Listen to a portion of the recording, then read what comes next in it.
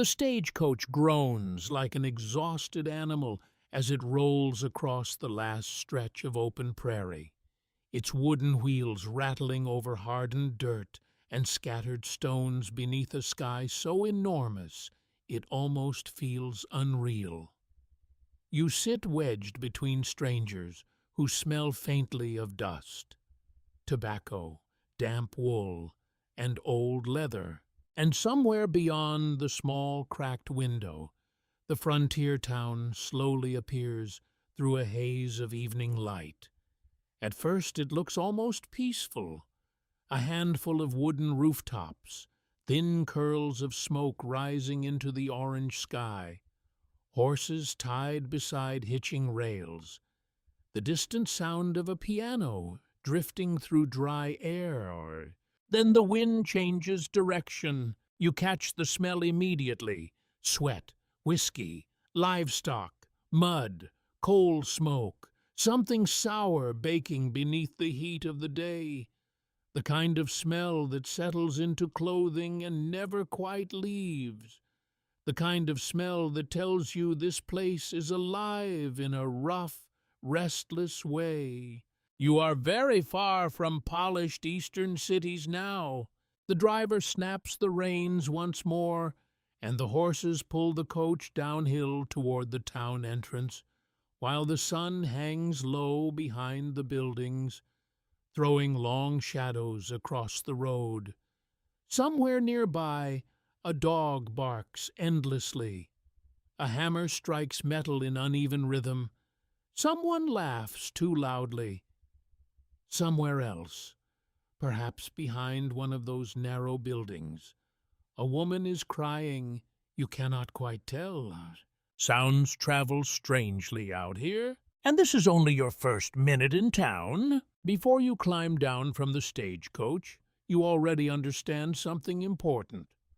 Life in a lawless Western settlement during the 1880s is not the romantic adventure later movies pretend it was.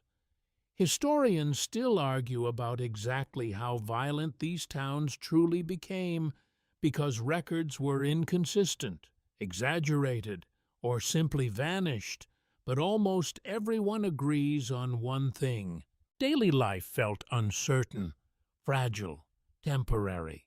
That uncertainty hangs in the air like dust. The coach finally stops beside a crooked wooden platform. The driver wipes his forehead and mutters something about needing stronger whiskey. One passenger kisses the ground dramatically after climbing down. Another immediately reaches for a revolver hidden beneath his coat, as if checking that civilization has not stolen it during the ride. You step carefully into thick mud. Not clean mud, either. Frontier mud is a complicated substance. Rainwater mixes with horse manure, spilled beer, ash from fireplaces, animal blood from butcher shops, and whatever people empty into the street after dark. Some towns attempted drainage systems, but many simply surrendered to the mess. Travelers often described Western streets as shallow rivers of filth after storms. You already miss solid pavement. A wagon creaks past close enough for you to smell wet horsehair. Two exhausted miners shuffle along the opposite side of the street, carrying canvas sacks over their shoulders. A woman in a faded blue dress hurries by while avoiding eye contact with nearly everyone. Beside the saloon entrance, a man sleeps sitting upright against a barrel with his hat covering his face. Nobody seems surprised by any of this. The town itself stretches only a few blocks, though in the fading light it feels larger somehow. False front buildings rise awkwardly toward the sky, designed to look more impressive than they truly are. General stores, saloons, barber shops, boarding houses, a dentist with peeling paint above the doorway, one narrow church squeezed between a gambling hall and a warehouse, which feels unintentionally symbolic. You hear piano music again? It floats from the saloon doors in cheerful little bursts, while men wander in and out beneath swinging lantern light. Laughter spills into the street, so does cigarette smoke. Someone inside shouts triumphantly after winning a poker hand. Another voice immediately accuses him of cheating. Some things never change. You begin walking slowly down Main Street, carrying your small travel bag while trying not to stare too obviously at everyone around you.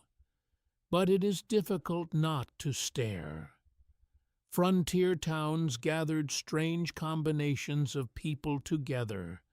Cowboys fresh from cattle drives, Civil War veterans unable to settle peacefully afterward, immigrants searching for opportunity, former farmers ruined by drought, drifters, widows, miners, gamblers, runaways, opportunists, and somewhere among them, almost certainly, are criminals. That part is not speculation. Many Western towns truly attracted fugitives because law enforcement remained inconsistent across massive territories. A sheriff might control one county while another area barely had organized policing at all. Communication moved slowly, records disappeared, witnesses vanished. A man could reinvent himself surprisingly easily if he traveled far enough west, which means the smiling bartender pouring whiskey tonight might once have robbed a train in another territory. Or perhaps not. That uncertainty follows you everywhere. Near the center of town, several children chase one another between wagons while their exhausted mother watches from a storefront porch. One boy cannot be older than 8, yet he already wears miniature cowboy boots and carries himself with the confidence of somebody twice his age. Childhood moves differently here, faster, harder. A sudden gunshot cracks somewhere in the distance. The entire street pauses, not dramatically. Nobody dives for cover. Nobody screams. People simply stop moving for a brief moment while listening carefully. Waiting. A horse snorts nervously nearby. Then someone shrugs. Conversation resumes almost immediately. That may be the strangest detail of all. Violence in frontier towns was frightening precisely because it often became ordinary. Not constant, as modern legends sometimes claim, but familiar enough that people adapted to its possibility. Many Western communities were actually quieter than popular imagination suggests. Others truly earned their dangerous reputations. The difficulty is separating truth from exaggerated newspaper stories written to entertain readers back east. Still standing here now beneath the fading sunset, you understand how easily fear could settle into daily life. The saloon piano continues playing. Lanterns flicker awake one by one across the muddy street. Horses stamp impatiently beside wooden rails. Somewhere nearby, somebody begins singing terribly off-key while another voice tells him to stop immediately for the good of humanity. You smile despite yourself, because beneath all the danger and discomfort, there is also energy here, a strange, rough vitality. People arrive believing they might become wealthy, respected, or entirely new versions of themselves. Some succeed, many fail. Most simply survive one difficult season at a time. The frontier feeds upon hope almost as much as desperation, and tonight, as darkness slowly settles over this lawless western town, you step deeper into both. Morning arrives harshly, not gently, not poetically. The frontier does not care about soft awakenings. Long before sunrise fully reaches the muddy streets, you are already awake inside a cramped boarding house room where the mattress feels stuffed with rope and stubborn disappointment. Somewhere downstairs, a man coughs violently for nearly 2 straight minutes. Boots stomp across wooden floors overhead. A baby cries through the thin walls. Somebody argues about stolen poker winnings in the hallway. And outside, the town begins growling back to life. You pull yourself from bed while cold air leaks through gaps in the wall planks. During the night, the temperature dropped sharply, which was common in Western territories where blistering afternoons often surrendered to surprisingly chilly dawns.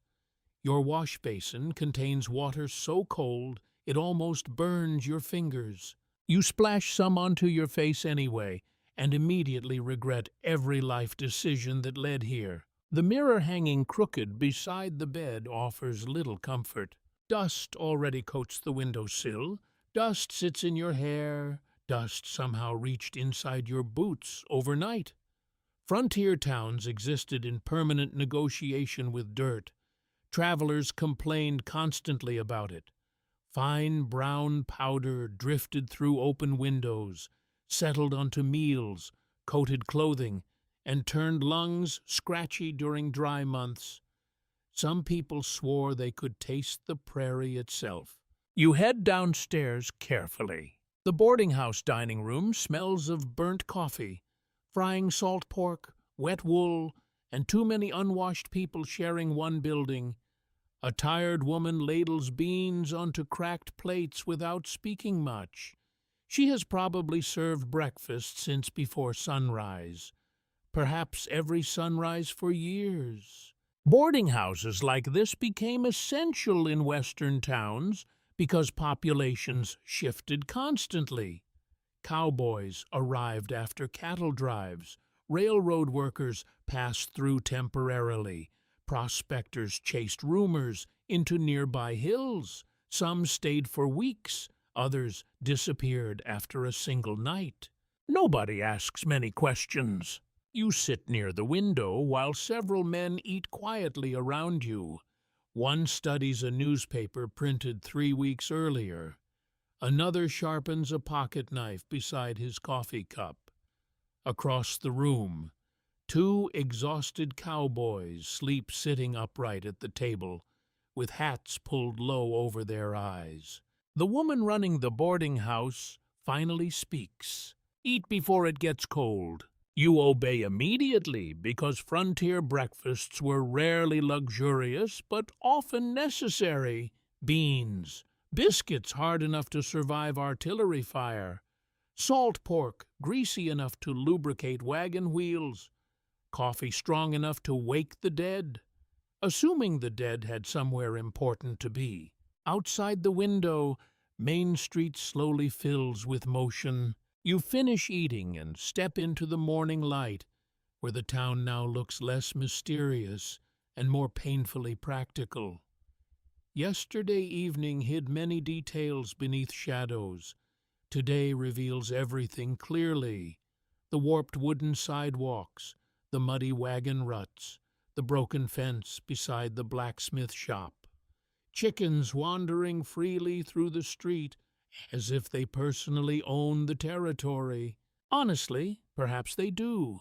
A merchant sweeps dirt from his storefront, even though more dirt immediately blows back again.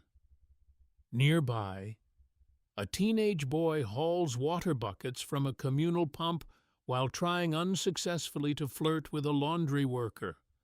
Horses clatter past, dragging freight wagons loaded with supplies that traveled hundreds of miles to reach this isolated settlement. That isolation shaped nearly every aspect of frontier life. Simple goods cost more here because transportation remained difficult and dangerous. A broken wagon axle, flooded river crossing, or early snowstorm could delay shipments for weeks. Some towns experienced shortages so severe that basic items became precious. Flour, coffee, candles, ammunition, soap. Especially soap? You pass the general store where barrels of nails, sacks of beans, lantern oil, canned peaches, boots, rifles, tobacco, and fabric crowd together beneath hanging signs. Frontier stores sold nearly everything because customers might not see another settlement for days. Inside, the owner watches you carefully, not rudely, just cautiously. Trust works differently in lawless towns. Everybody measures strangers quietly. Are you carrying money, looking for work, hiding from something, planning trouble? The West attracted dreamers, certainly, but it also attracted people escaping old failures, bankruptcies, broken marriages, criminal accusations, sometimes worse. A clean past becomes surprisingly flexible once records stop following you. Farther down Main Street, you notice the sheriff for the first time. He stands outside a small office beside the jailhouse, leaning back in a chair with boots resting on the railing. At first glance, he seems unimpressive, middle-aged, unshaven, coat slightly wrinkled, but the revolver resting near his hand changes the entire picture. People greet him carefully as they pass. The sheriff nods without smiling much. Historically, frontier lawmen varied enormously. Some were respected professionals trying sincerely to maintain order under impossible conditions. Others were corrupt, incompetent, or terrifyingly violent themselves. In smaller western towns, sheriffs often relied less on legal systems and more upon reputation. If people feared or respected you enough, problems stayed manageable. If not, chaos spread quickly. The jail behind him barely looks secure. Wooden walls, iron bars, tiny windows. Frontier prisons often struggled with overcrowding, poor sanitation, and astonishingly frequent escapes. Some prisoners simply walked out if guards became distracted. You continue exploring. Near the edge of town, the smell changes sharply. Livestock pens stretch behind several buildings where cattle bawl impatiently beside muddy corrals. Flies buzz everywhere. A ranch hand curses while trying to repair broken fencing. Beyond the final row of buildings, open prairie rolls endlessly toward distant hills shimmering beneath heat already rising from the ground. The town feels temporary out here. That feeling is difficult to describe, but impossible to ignore. Frontier settlements appeared quickly during railroad expansion, mining booms, or cattle growth. Some vanished just as fast. Fires destroyed them. Mines failed. Railroads changed routes. Wells dried up. Entire communities simply dissolved back into the landscape. A few weathered buildings nearby already look abandoned. You pause outside the saloon from last night. In daylight, it appears smaller, sadder, somehow. The glamour disappears once morning arrives. Men emerge exhausted after gambling all night. One vomits discreetly beside a water trough. Another stumbles into sunlight, blinking like a cave creature encountering civilization for the first time. The piano player is still awake. That seems medically concerning. Yet despite the exhaustion surrounding everything, the town keeps moving. Wagons arrive, businesses open, hammers strike wood, horses snort clouds of dust into warm air. Somewhere nearby, church bells ring faintly while directly across the street, somebody begins another poker game before noon. Civilization and chaos continue sharing the same muddy road. And as you stand there listening to the strange rhythm of this lawless western town, you slowly realize something unsettling. People are not merely surviving here. Many have started calling it home. By late afternoon, the town begins changing personalities again. The harsh sunlight softens into amber light that spills across dusty windows and muddy wagon tracks. And suddenly, the same streets that looked exhausted this morning now feel restless, anticipatory, like the entire settlement has been holding its breath through the heat of the day while waiting for darkness to arrive. Because night is when the saloons truly awaken. You notice it gradually at first. Cowboys washing trail dust from their faces beside horse troughs, miners collecting pay from a nearby office, and immediately drifting toward swinging saloon doors almost magnetically. Women in carefully pressed dresses appearing at upstairs windows. Lanterns being lit one by one beneath wooden awnings. And everywhere, music, not elegant music. Frontier saloon pianos rarely sounded refined. Many were badly tuned after years of abuse, spilled whiskey, cigar smoke, and rough transportation over impossible roads. But they carried energy. Ragged melodies bounced through open doorways, while laughter spilled into the streets beside them. You follow the sound almost without thinking. The saloon doors swing inward, and warm air immediately hits your face. Thick cigar smoke hangs beneath the ceiling lamps. Glasses clink, chairs scrape across wooden floors scarred by boots, knife marks, and probably several regrettable decisions. The room is crowded already. Cowboys lean shoulder to shoulder beside the bar, while gamblers shuffle greasy cards beneath flickering lantern light. A bearded miner laughs so hard he nearly falls backward from his chair. Somewhere in the corner a woman sings softly, while the piano player pounds through another tune that sounds cheerful and deeply exhausted at the same time. You stand near the entrance for a moment, just absorbing it all. This is the social center of the frontier town. Not the church, not the sheriff's office, certainly not the bathhouse, assuming the town even has one. The saloon functions as restaurant, gambling hall, meeting place, employment center, unofficial courthouse, rumor exchange, and emotional escape hatch all at once. Western saloons varied more than popular culture sometimes admits. Some were rough dens filled with violence and cheating. Others operated almost like community gathering spaces. A few even tried presenting themselves as respectable establishments with carpets, chandeliers, imported liquor, and surprisingly decent food.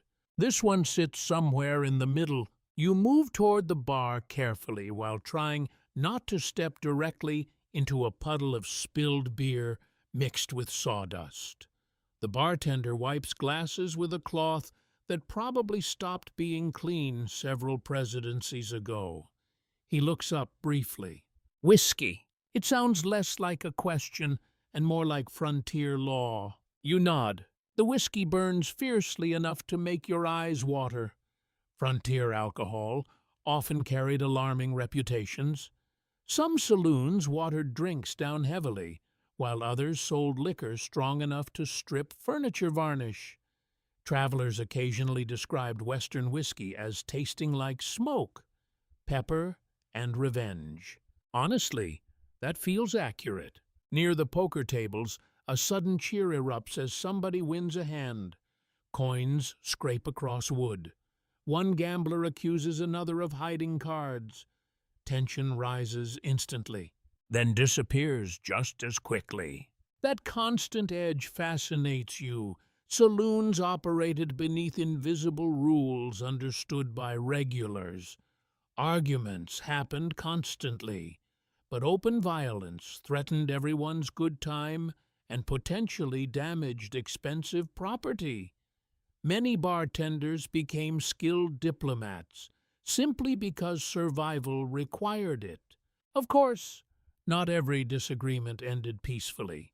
Historical records show that Western saloon shootings certainly occurred, though later dime novels exaggerated them wildly. In reality, many frontier gunfights were messy, confused, and tragically brief, rather than dramatic duels beneath noon sunlight. Some scholars even argue that famous quick-draw showdowns became mythologized long after the frontier era ended. Still, the possibility hangs over the room like smoke. You notice the women next. Several drift between tables carrying drinks while carefully navigating wandering hands and drunken conversations. One wears a bright red dress that catches the lantern light beautifully.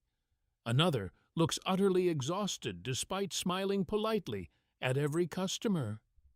Historians continue debating the exact lives these women experienced because records often ignored their personal perspectives entirely.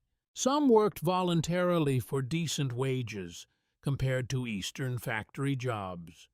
Others faced exploitation, debt, or outright coercion. Reality shifted from town to town. What remains undeniable is how vulnerable many women became in frontier settlements where legal protection remained weak and economic opportunities limited. The piano player suddenly changes songs. A slower melody now floats through the room, while conversations soften slightly beneath the growing darkness outside. You realize hours have passed almost invisibly. Time behaves strangely inside saloons. Lantern light replaces sunlight gradually until you no longer remember what hour it might be. Someone nearby begins telling an obviously exaggerated story about surviving an Apache attack alone with nothing but a pocket knife and pure courage. Another man interrupts to claim he once punched a grizzly bear unconscious in Montana. Nobody believes either story. That hardly matters. The frontier thrives on storytelling almost as much as whiskey. Isolated towns hungered for entertainment. News traveled slowly. Newspapers exaggerated constantly. Rumors became local legends within days. A skilled storyteller could earn free drinks all evening simply by sounding convincing enough. You lean back and watch the room carefully. A cowboy sleeps with his head resting on folded arms near the far wall. Two miners argue over railroad expansion. A traveling salesman attempts unsuccessfully to flirt with the piano player between songs. Near the staircase leading upstairs, a sharply dressed gambler quietly watches everyone without seeming to drink much himself.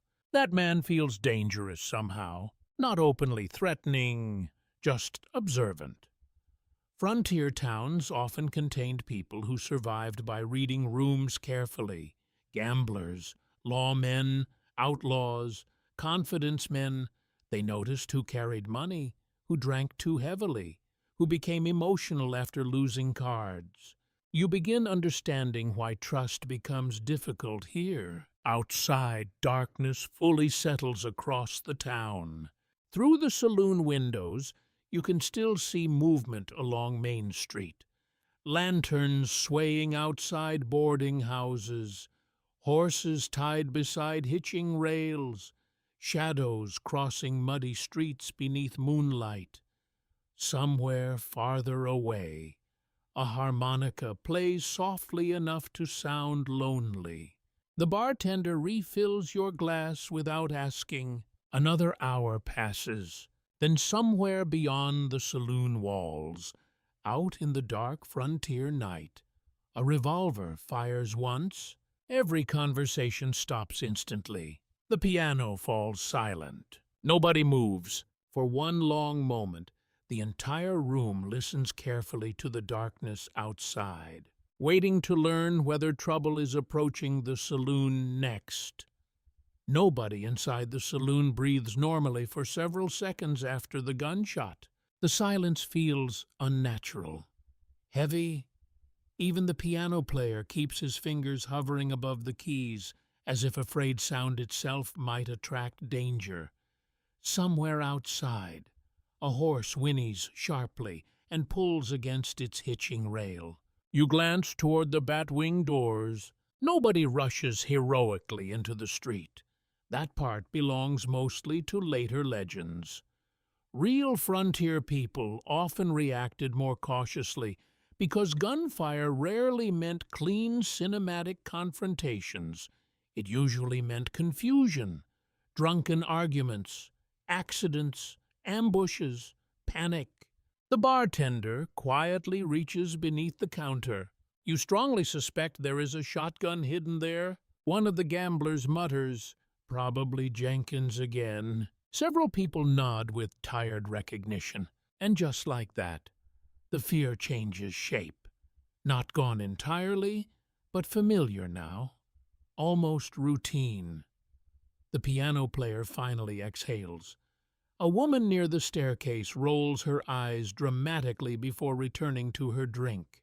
Then the sheriff walks in. He pushes through the saloon doors without urgency, which somehow makes everyone calmer. Dust still coats his boots from the street outside. His hat sits low over tired eyes. He removes it slowly and surveys the room, while conversations cautiously begin returning around him. "Evening," he says. His voice sounds rough from too much coffee and not enough sleep. The bartender gestures toward the street. "Trouble. Just two fools arguing behind the feed store." Nobody seems surprised. The sheriff orders whiskey, but does not drink immediately.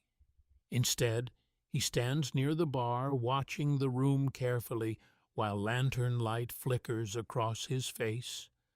Up close, he looks older than you first realized. Deep lines crease his forehead. His coat sleeve has been stitched repeatedly near the elbow. One knuckle appears permanently swollen from some long-forgotten fight, or perhaps many fights. Frontier lawmen often aged quickly. You slowly begin understanding why.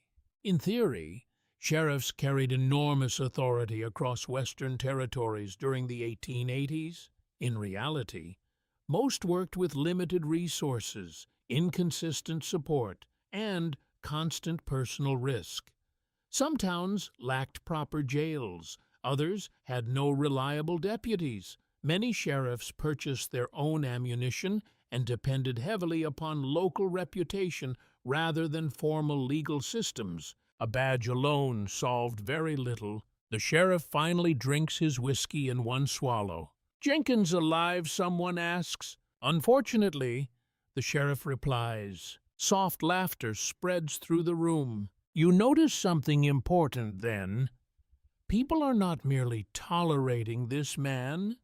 They are studying him constantly, measuring whether he appears tired, angry, confident, distracted. In lawless towns, the sheriff becomes a kind of human weather report. If he looks worried, everyone worries. Tonight he mostly looks exhausted. He catches you observing him and nods once. "You're new." Not a question. You admit it. The sheriff studies you briefly, probably performing the same mental calculations everybody else in town already attempted. Are you carrying money? Running from trouble? Looking for work? Planning to stay? Finally he shrugs. Try not to get cheated. That appears to be his version of hospitality. A cowboy nearby laughs into his drink, or shot. The sheriff points lazily toward him. That too, despite the humor. Tension still drifts beneath everything here. You feel it in the way men position themselves near exits, in the way conversations lower slightly whenever strangers approach, in how several customers keep revolvers visible even while drinking. Some Western towns actually enforced gun control surprisingly strictly. A few famous cattle towns required visitors to surrender weapons upon entering. Historians frequently mention this because it clashes with modern assumptions about the Wild West, but enforcement varied enormously. Smaller or rougher settlements often lacked the manpower or stability necessary to maintain such rules consistently. This town clearly falls into the second category. The sheriff finally moves toward a corner table where two ranchers immediately begin complaining about stolen cattle. Their conversation grows heated fast. Accusations fly. One insists rustlers crossed property lines during the night. The other blames railroad workers. The sheriff listens patiently without promising much. That may be another hidden reality of frontier law. Many crimes simply remained unsolved. Evidence disappeared easily across huge open landscapes. Witnesses feared retaliation.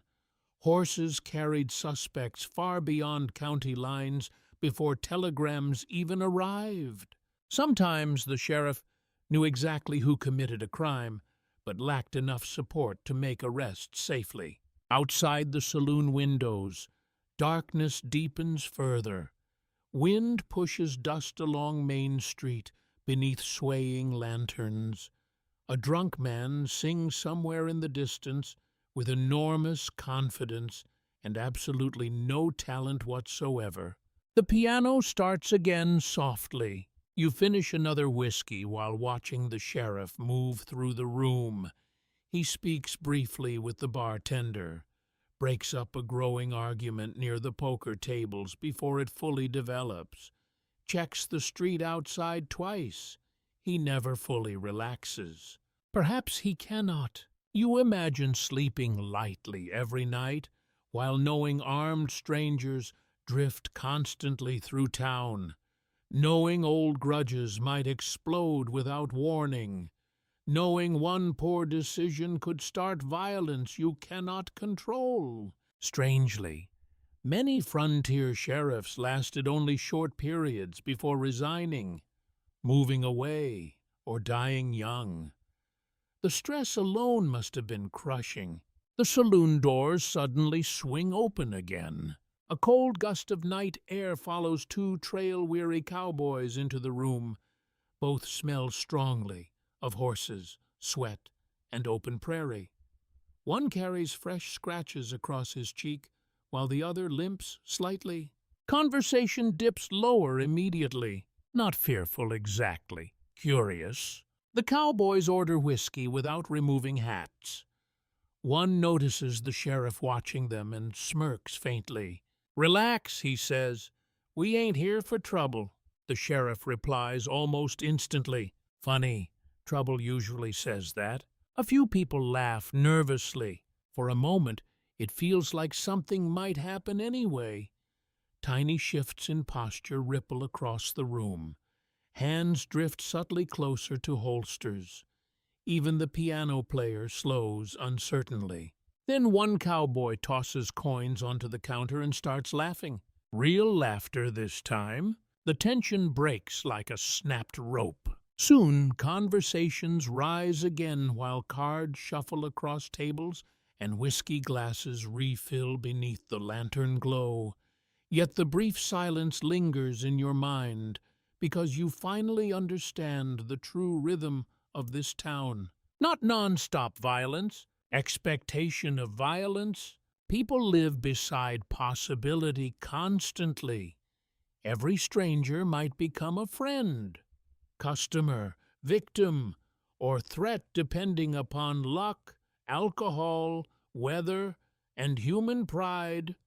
Daily life continues anyway. Meals are eaten, music is played, businesses open each morning.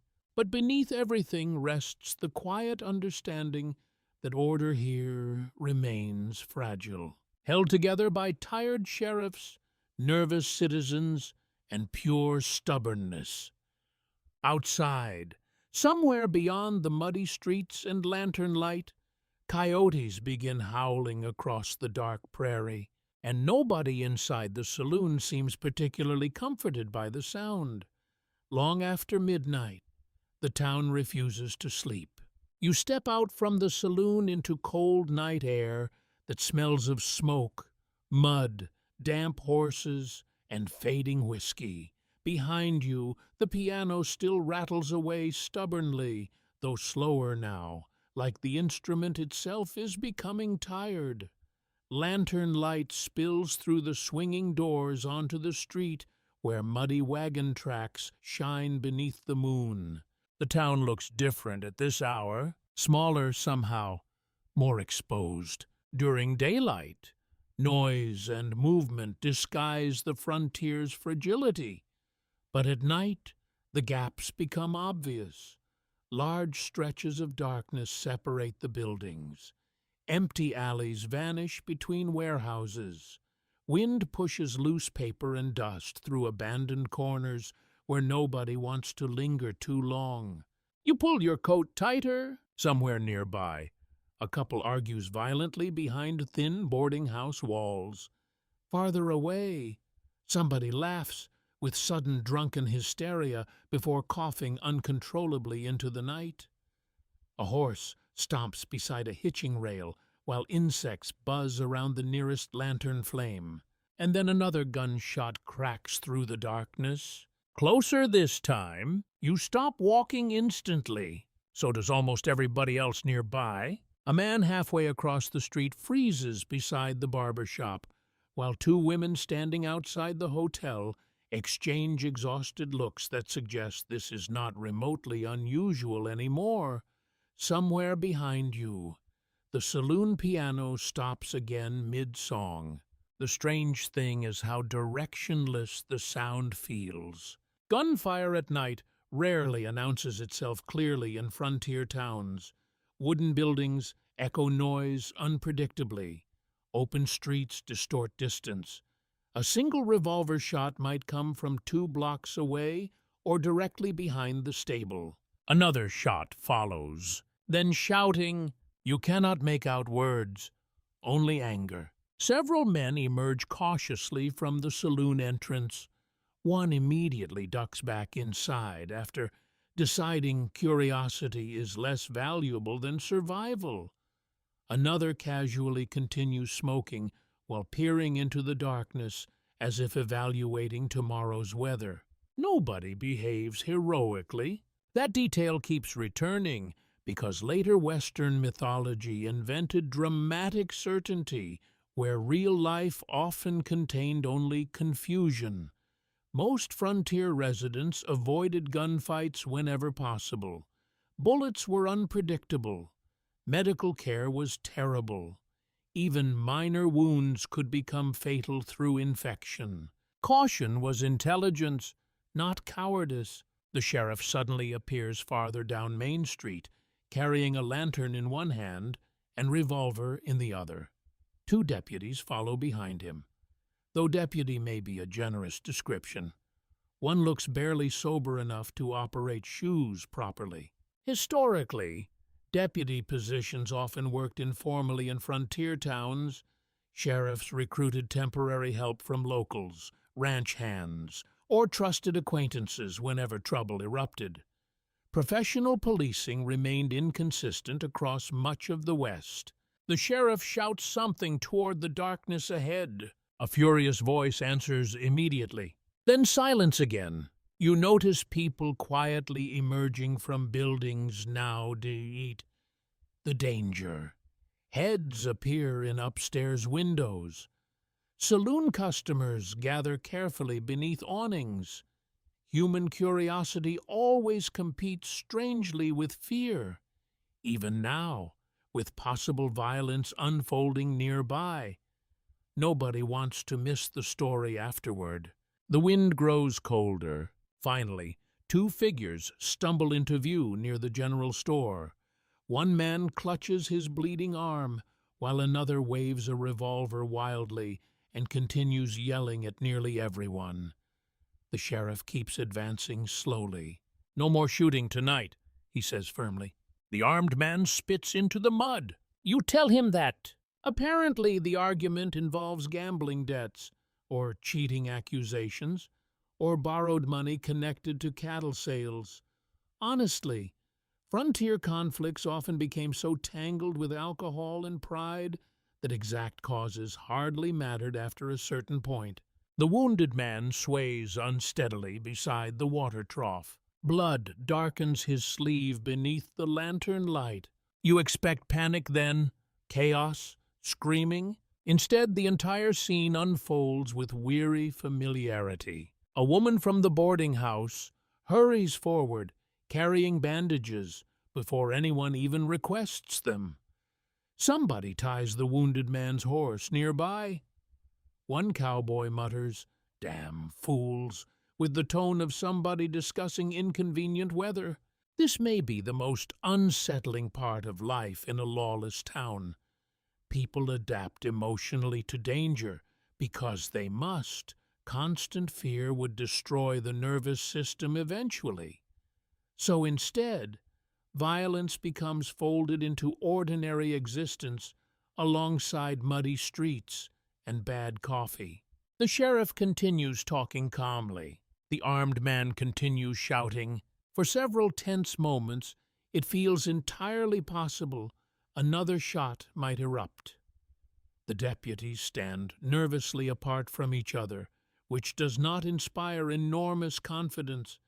One keeps glancing sideways, like he might flee if trouble escalates. Then something changes. Perhaps exhaustion finally overwhelms anger. Perhaps whiskey loses momentum. Perhaps the armed man suddenly realizes every revolver in town now points emotionally toward him. Slowly, he lowers the gun. A collective exhale drifts through the street. The sheriff steps forward quickly and takes the revolver without ceremony. Nobody applauds. Nobody celebrates. The entire town simply relaxes by one small degree before returning to business almost immediately. Because tomorrow still requires work. The wounded gambler gets dragged toward the doctor's office while muttering creative insults about card games and human dishonesty. Several spectators drift back toward the saloon now that entertainment appears finished.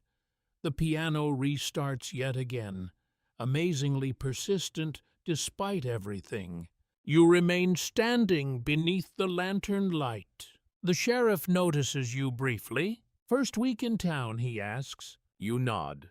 He almost smiles. "You'll stop jumping at gunshots eventually." Strangely, that is not comforting. He walks away toward the jailhouse, carrying the confiscated revolver, while one deputy follows behind, chewing tobacco thoughtfully. The other deputy disappears suspiciously fast toward the saloon, which feels historically accurate. Frontier law enforcement struggled constantly with drinking problems. Some officers were disciplined professionals. Others, absolutely, were not. Above the town, clouds slowly drift across the moon. You begin walking back toward the boarding house, through streets now quieter, but never fully peaceful. Somewhere in the distance, coyotes howl again beyond the settlement limits. A lantern flickers weakly above the barber shop. Wind rattles loose wooden signs against building walls. Then, from somewhere very far away, across the dark prairie, you hear one final lonely gunshot echo through the night. Nobody even pauses this time, and that silence afterward somehow feels heavier than the sound itself. The boarding house feels colder after midnight. Not physically colder, though the wind certainly pushes icy air through every crack in the walls. It feels emotionally colder. The noisy energy of the saloon no longer surrounds you. The muddy streets outside grow quieter. Lanterns disappear one by one across town until only scattered windows still glow beneath the dark western sky. You climb the narrow staircase carefully while old wooden steps creak beneath your boots. Somewhere upstairs, A man snores loud enough to sound medically alarming. Another guest coughs endlessly through the thin walls. A floorboard pops sharply nearby, and for one irrational moment your entire body tenses. Expecting gunfire again? Already the town is changing your nerves. Your room waits at the end of the hallway beneath a dim oil lamp that barely pushes back the darkness. The wallpaper peels at the corners. The ceiling slopes unevenly. A cracked wash basin sits beside the bed, where yesterday's water now looks suspiciously gray. Frontier luxury has limits. You remove your boots and immediately discover the mattress feels even worse than before. The bed creaks like an injured wagon every time you shift position. Straw pokes through rough fabric beneath your shoulder blades. Somewhere inside the blanket, something tiny moves. You freeze, then sigh heavily. Bedbugs. Travelers throughout the American West complained constantly about them. Hotels, boarding houses, railroad cars, army barracks, even respectable homes struggled against insects that thrived in crowded frontier conditions. Some people burned sulfur or kerosene trying to eliminate infestations. Others simply surrendered psychologically. You attempt surrender. Outside the small window, wind pushes dust through the empty street, while distant saloon music drifts faintly across town. The piano player is somehow still awake. That man either possesses supernatural endurance or several dangerous medical conditions. Probably both. You lie back and stare upward into darkness, while the boarding house settles around you with endless teisyuns. Footsteps, murmured voices, pipes clanking softly, a door opening somewhere below, horses snorting outside beside the hitching rails. Then laughter erupts suddenly from the hallway. Drunken laughter. Several men stumble upstairs, arguing loudly about poker.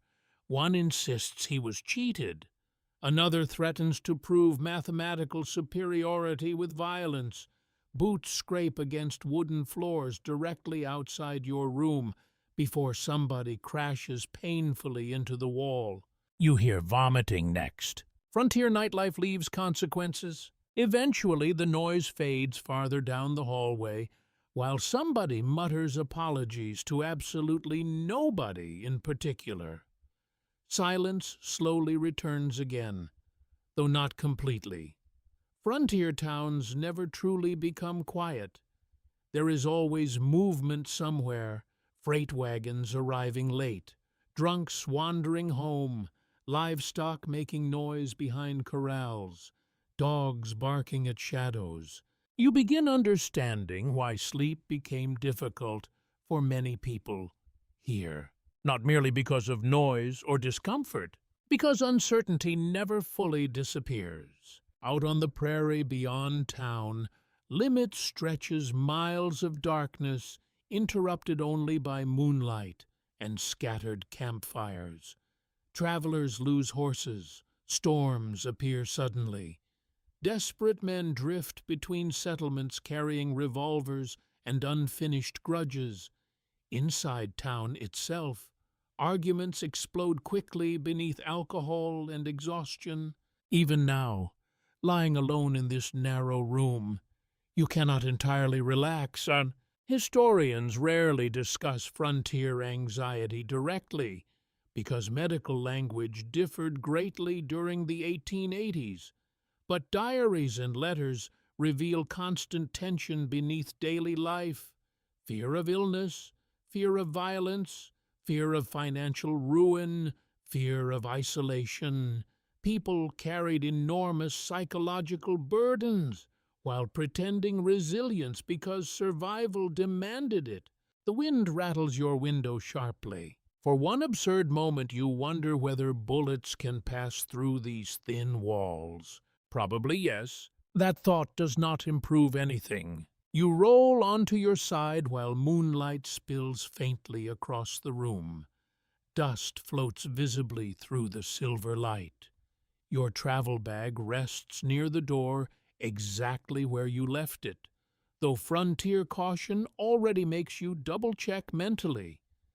Theft remained common in crowded boarding houses where strangers constantly arrived and departed. Some guests even slept with money belts hidden beneath clothing. A horse screams suddenly outside. Not a gentle whinny, a violent, terrified sound. You sit upright instantly. Voices shout somewhere below. Boots pound across the street. Another horse kicks against wood. Through the window, you glimpse lantern light swinging wildly outside the stable. Fire? No. Worse in some ways. A runaway horse. The animal tears loose from its hitching rail and charges down Main Street, dragging broken rope behind it, while several men chase uselessly through the mud. One nearly falls beneath the hooves before rolling sideways at the last second. Then the horse vanishes into darkness beyond town. Silence returns surprisingly fast afterward. One exhausted voice yells, "Damn idiot, didn't knot the rail proper." Another answers, "Could have killed somebody." Then footsteps fade away again. You lie back slowly while your heart continues racing. Life here feels balanced upon tiny accidents. Loose ropes, bad whiskey, weak floorboards, careless gamblers. Frontier towns contain danger not because everybody constantly seeks violence, but because instability touches everything. Buildings burn easily. Medical care barely functions. Horses panic. Winters arrive brutally. Tempers shorten beneath exhaustion and alcohol. Even sleeping becomes an act of trust. You close your eyes eventually. The mattress still feels terrible. The room smells faintly of dust, lamp oil, damp wood, and old smoke. Somewhere inside the walls, insects scratch softly. The wind continues moaning outside beneath the dark prairie sky. And slowly, despite the noise and discomfort and uncertainty surrounding this lawless western town, exhaustion begins pulling you downward. Just before sleep finally arrives, you hear one last sound drifting faintly through the darkness. The distant piano, still playing. Morning arrives pale and wind-blown after your restless night in the boarding house. You wake slowly beneath stiff blankets while weak sunlight leaks through the dusty window. For several seconds you forget where you are. Then the sounds return. Wagons creaking outside, horses stamping in muddy streets, men shouting near the freight office. Somewhere downstairs, somebody burns breakfast with great determination. The frontier remembers itself immediately. Your back aches from the mattress. Your eyes feel gritty from poor sleep. You strongly suspect the bedbugs hosted social gatherings throughout the night. Yet when you finally step outside into the cold morning air, the town already buzzes with life again, as if darkness and gunshots never happened at all. That may be the strangest frontier talent. People continue. A woman sweeps mud from the boarding house steps while balancing a baby against one hip. Nearby, another woman hauls water buckets across the street with shoulders tense from long practice. Two young girls carry laundry nearly their own weight toward steaming wash kettles behind a narrow building. You notice quickly how much of the town's daily survival rests upon women's labor. Popular Western legends later focused heavily upon sheriffs, cowboys, gamblers, and outlaws. Men with revolvers photograph better, apparently, but actual frontier towns depended upon women constantly performing exhausting work that kept communities functioning: cooking, laundry, sewing, childcare, boarding houses, teaching, nursing, store management, often all at once, and usually with far less recognition. You walk slowly down Main Street while cold wind pushes dust against your coat. The muddy road already fills with activity. Ranch hands unloading freight wagons, miners arguing about claims, cowboys buying supplies before returning to the open range. But your attention keeps returning toward the women moving quietly through all this chaos. A young widow hangs laundry behind the hotel while keeping one eye on two children playing nearby in the mud. Her husband apparently died during a railroad accident last winter, according to overheard conversation drifting from the general store porch. Nobody speaks about it dramatically. Frontier death appears woven into ordinary discussion. Farther along the street, you pass the town laundry. Steam pours from open windows, carrying the heavy smell of soap, sweat, and boiled fabric into the chilly air. Inside, several women work beside enormous kettles while scrubbing shirts stained with dust, tobacco, whiskey, blood, and livestock grime. Frontier laundry bordered upon physical punishment. Before modern machines, washing clothing required endless hauling, boiling, scrubbing, wringing, drying, ironing some, and mending. In Western towns, laundresses became essential because cowboys and miners generated astonishing quantities of filthy clothing while possessing little interest in cleaning it themselves.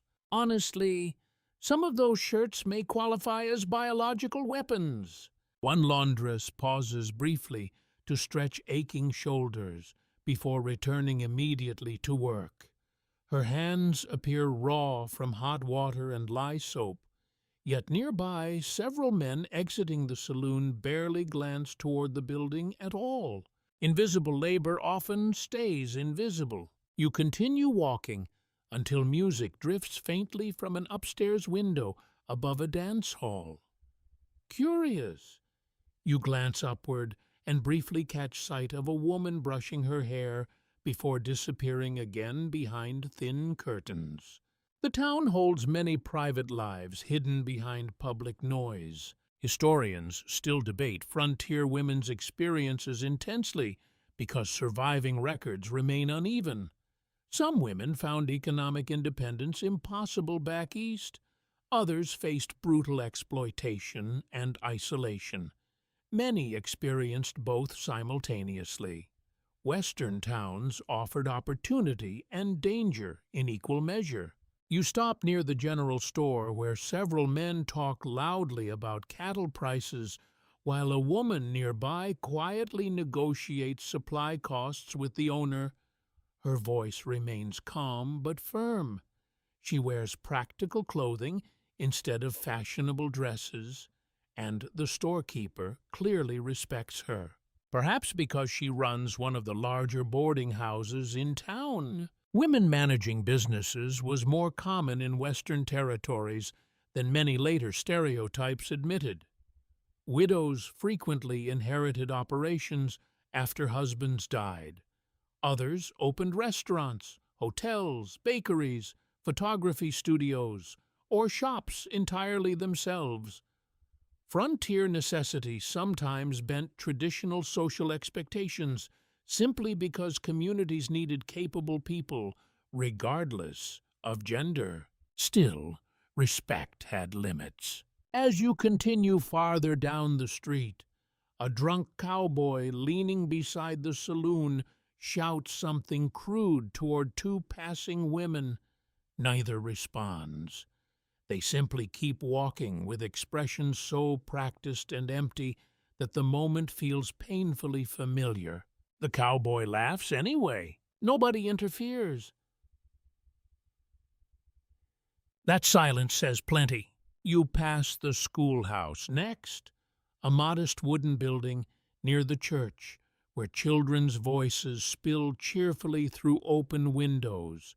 A young teacher writes arithmetic problems across a chalkboard, while smaller children fidget restless at desks. Education on the frontier remained inconsistent, but deeply valued by many settlers. Even rough western towns often tried establishing schools quickly because families desperately wanted stability and signs of civilization. Teachers, many of them women, carried enormous responsibility while earning modest wages. Outside the schoolyard fence, however, reality waits patiently. Gunshots echo faintly from somewhere beyond town. The children barely react. That detail unsettles you more than the sound itself. You continue wandering until reaching the edge of town where smaller homes cluster beside muddy alleys. Here the buildings look rougher, poorer. Laundry lines flap between leaning fences. Smoke rises thinly from stovepipes. Chickens wander freely beneath wagons missing wheels. A woman sits alone on one porch sewing by hand while staring silently across the prairie. For a moment she looks impossibly tired. Not dramatic exhaustion, not theatrical suffering, just the deep, quiet fatigue of somebody who has worked constantly for years while carrying worries nobody else fully sees. The wind lifts dust around her shoes. She notices you watching and gives a small, polite nod before returning to sewing. And suddenly the frontier feels less like adventure again. Less like saloons and gunfighters. More like ordinary people trying desperately to build fragile lives in a harsh, uncertain place where survival depends upon endless, unseen labor, especially from women history, too often pushed quietly into the background. Behind you, somewhere back on Main Street, the saloon piano begins playing once more. Even in daylight, the school bell rings sharply through the morning wind.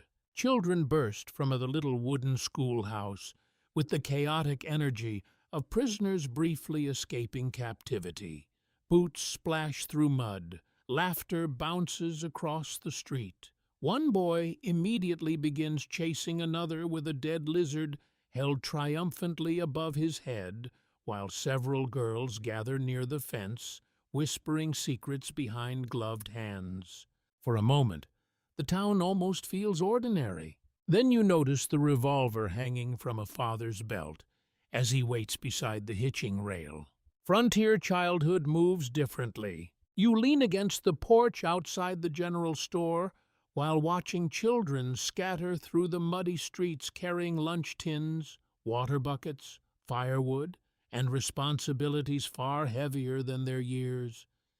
In eastern cities during the 1880s, many children already worked difficult jobs in factories or mines, but frontier life created its own harsh version of growing up too fast.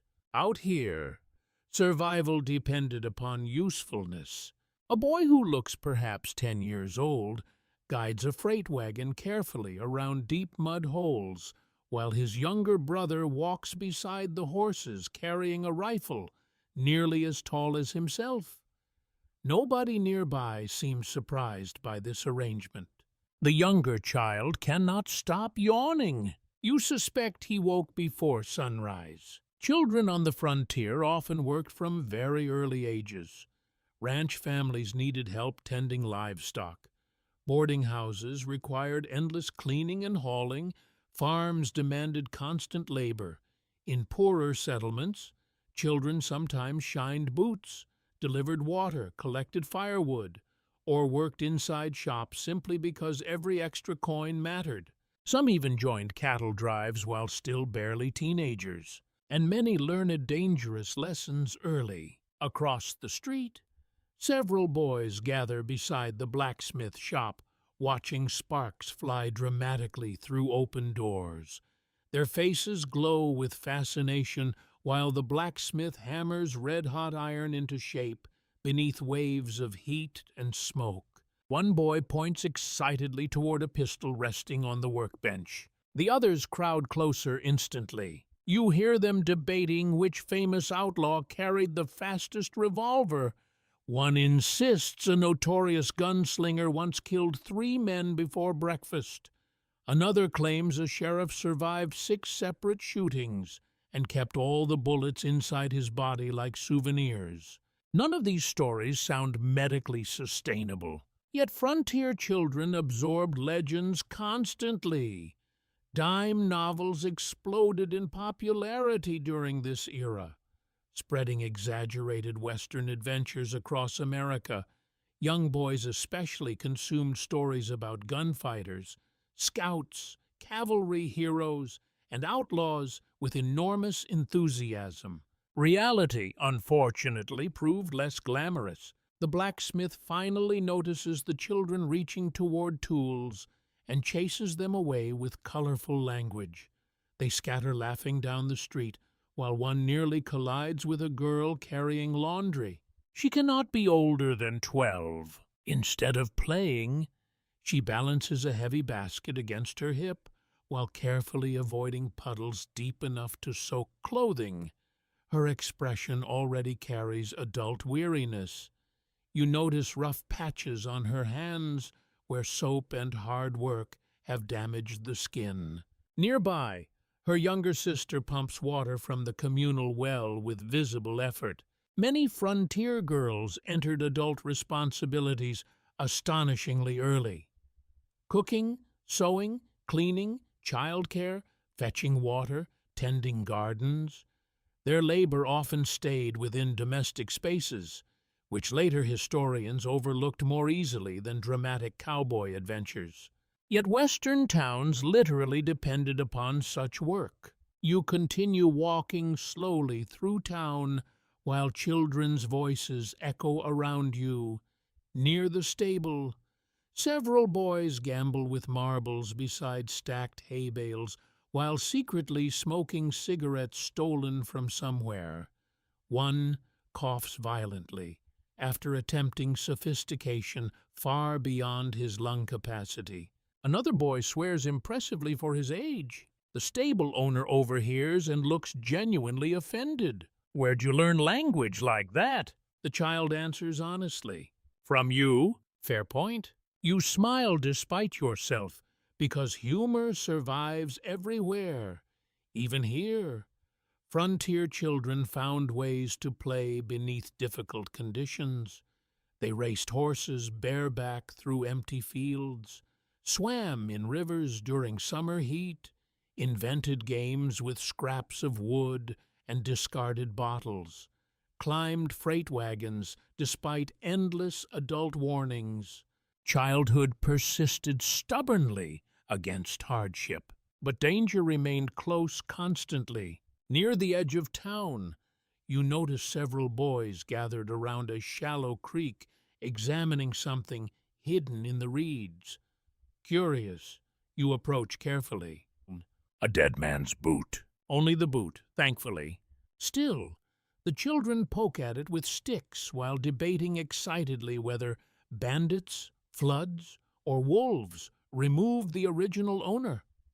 Their fascination feels unsettling until you remember frontier mortality surrounded them continuously. Illness, accidents, violence, harsh weather. Death appeared often enough that curiosity naturally replaced innocence faster than in safer places. One boy shrugs casually, probably drunk. The others nod thoughtfully. You leave them to their investigation and continue toward the church, where younger children now play beneath the watchful eyes of exhausted mothers. Tiny boots kick dust beneath the wooden porch. A little girl carefully cradles a rag doll missing one arm while humming softly to herself. Inside the church hall, women prepare soup for several sick families nearby. The smell of onions and bread drifts warmly through open windows. Community mattered deeply in Western towns precisely because official systems remained weak. Families relied heavily upon neighbors during illness, storms, childbirth, fires, and funerals. Children grew up surrounded by shared hardship and constant reminders that survival depended upon cooperation as much as independence. That lesson arrived early, as afternoon light stretches across the muddy streets. School ends fully, and children flood the town again. Some head toward chores immediately.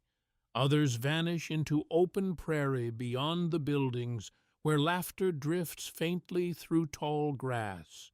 Then suddenly, shouting erupts near the saloon. Every child stops instantly. You feel the entire street tense. Two drunken men stumble out through the swinging doors, arguing furiously while one reaches toward his belt. Mothers pull children closer without even seeming to think about it. Boys who moments ago played fearlessly now watch with grim, familiar caution. Nothing happens this time. The bartender shoves both men apart, while the sheriff appears from nowhere, wearing the exhausted expression of a man interrupted during his fifth crisis today. Still, the moment lingers, and as children slowly resume their games beneath the fading western sun, you realize something quietly heartbreaking. Growing up in a lawless frontier town means learning adult fear long before adulthood ever arrives. By the middle of summer, the town begins to smell worse. Not subtly worse, impressively worse. Heat settles across the settlement like a heavy blanket, while muddy streets slowly bake beneath relentless sunlight. Horse manure dries into powder. Garbage piles attract clouds of flies. Water troughs grow slimy around the edges. Even the wind carries unpleasant surprises now, and you step carefully around a puddle near the boarding house and immediately decide not to think too deeply about what created it. Frontier sanitation remains more theoretical than real. The town's main well stands near the center of Main Street beside the general store, and from sunrise onward, people crowd around it constantly. Women hauling buckets, children carrying pails, ranch hands splashing water across dusty faces, horses drinking greedily while wagon drivers shout impatiently nearby.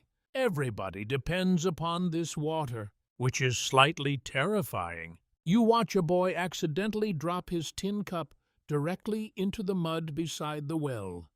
He wipes it once against his shirt and continues drinking without concern. A dog wanders past, scratching fleas furiously, while chickens peck through garbage only a few feet away. And somewhere beneath the street, runoff from livestock pens slowly seeps through the soil. Historians studying frontier towns often emphasize how dangerous water contamination became before modern plumbing and sewage systems. Dysentery, typhoid fever, cholera, and countless stomach illnesses spread easily where crowded populations shared limited water sources. Many Western communities simply lacked the infrastructure to manage rapid growth safely. Boomtowns especially became nightmares. A silver strike or railroad expansion could suddenly flood tiny settlements with thousands of newcomers almost overnight. Buildings rose quickly. Sanitation did not. You pass the doctor's office where several anxious people already wait outside despite the early hour. One woman fans a feverish child while murmuring softly into his hair. Nearby, an elderly miner coughs wetly into a handkerchief, stained faintly red. Nobody looks optimistic.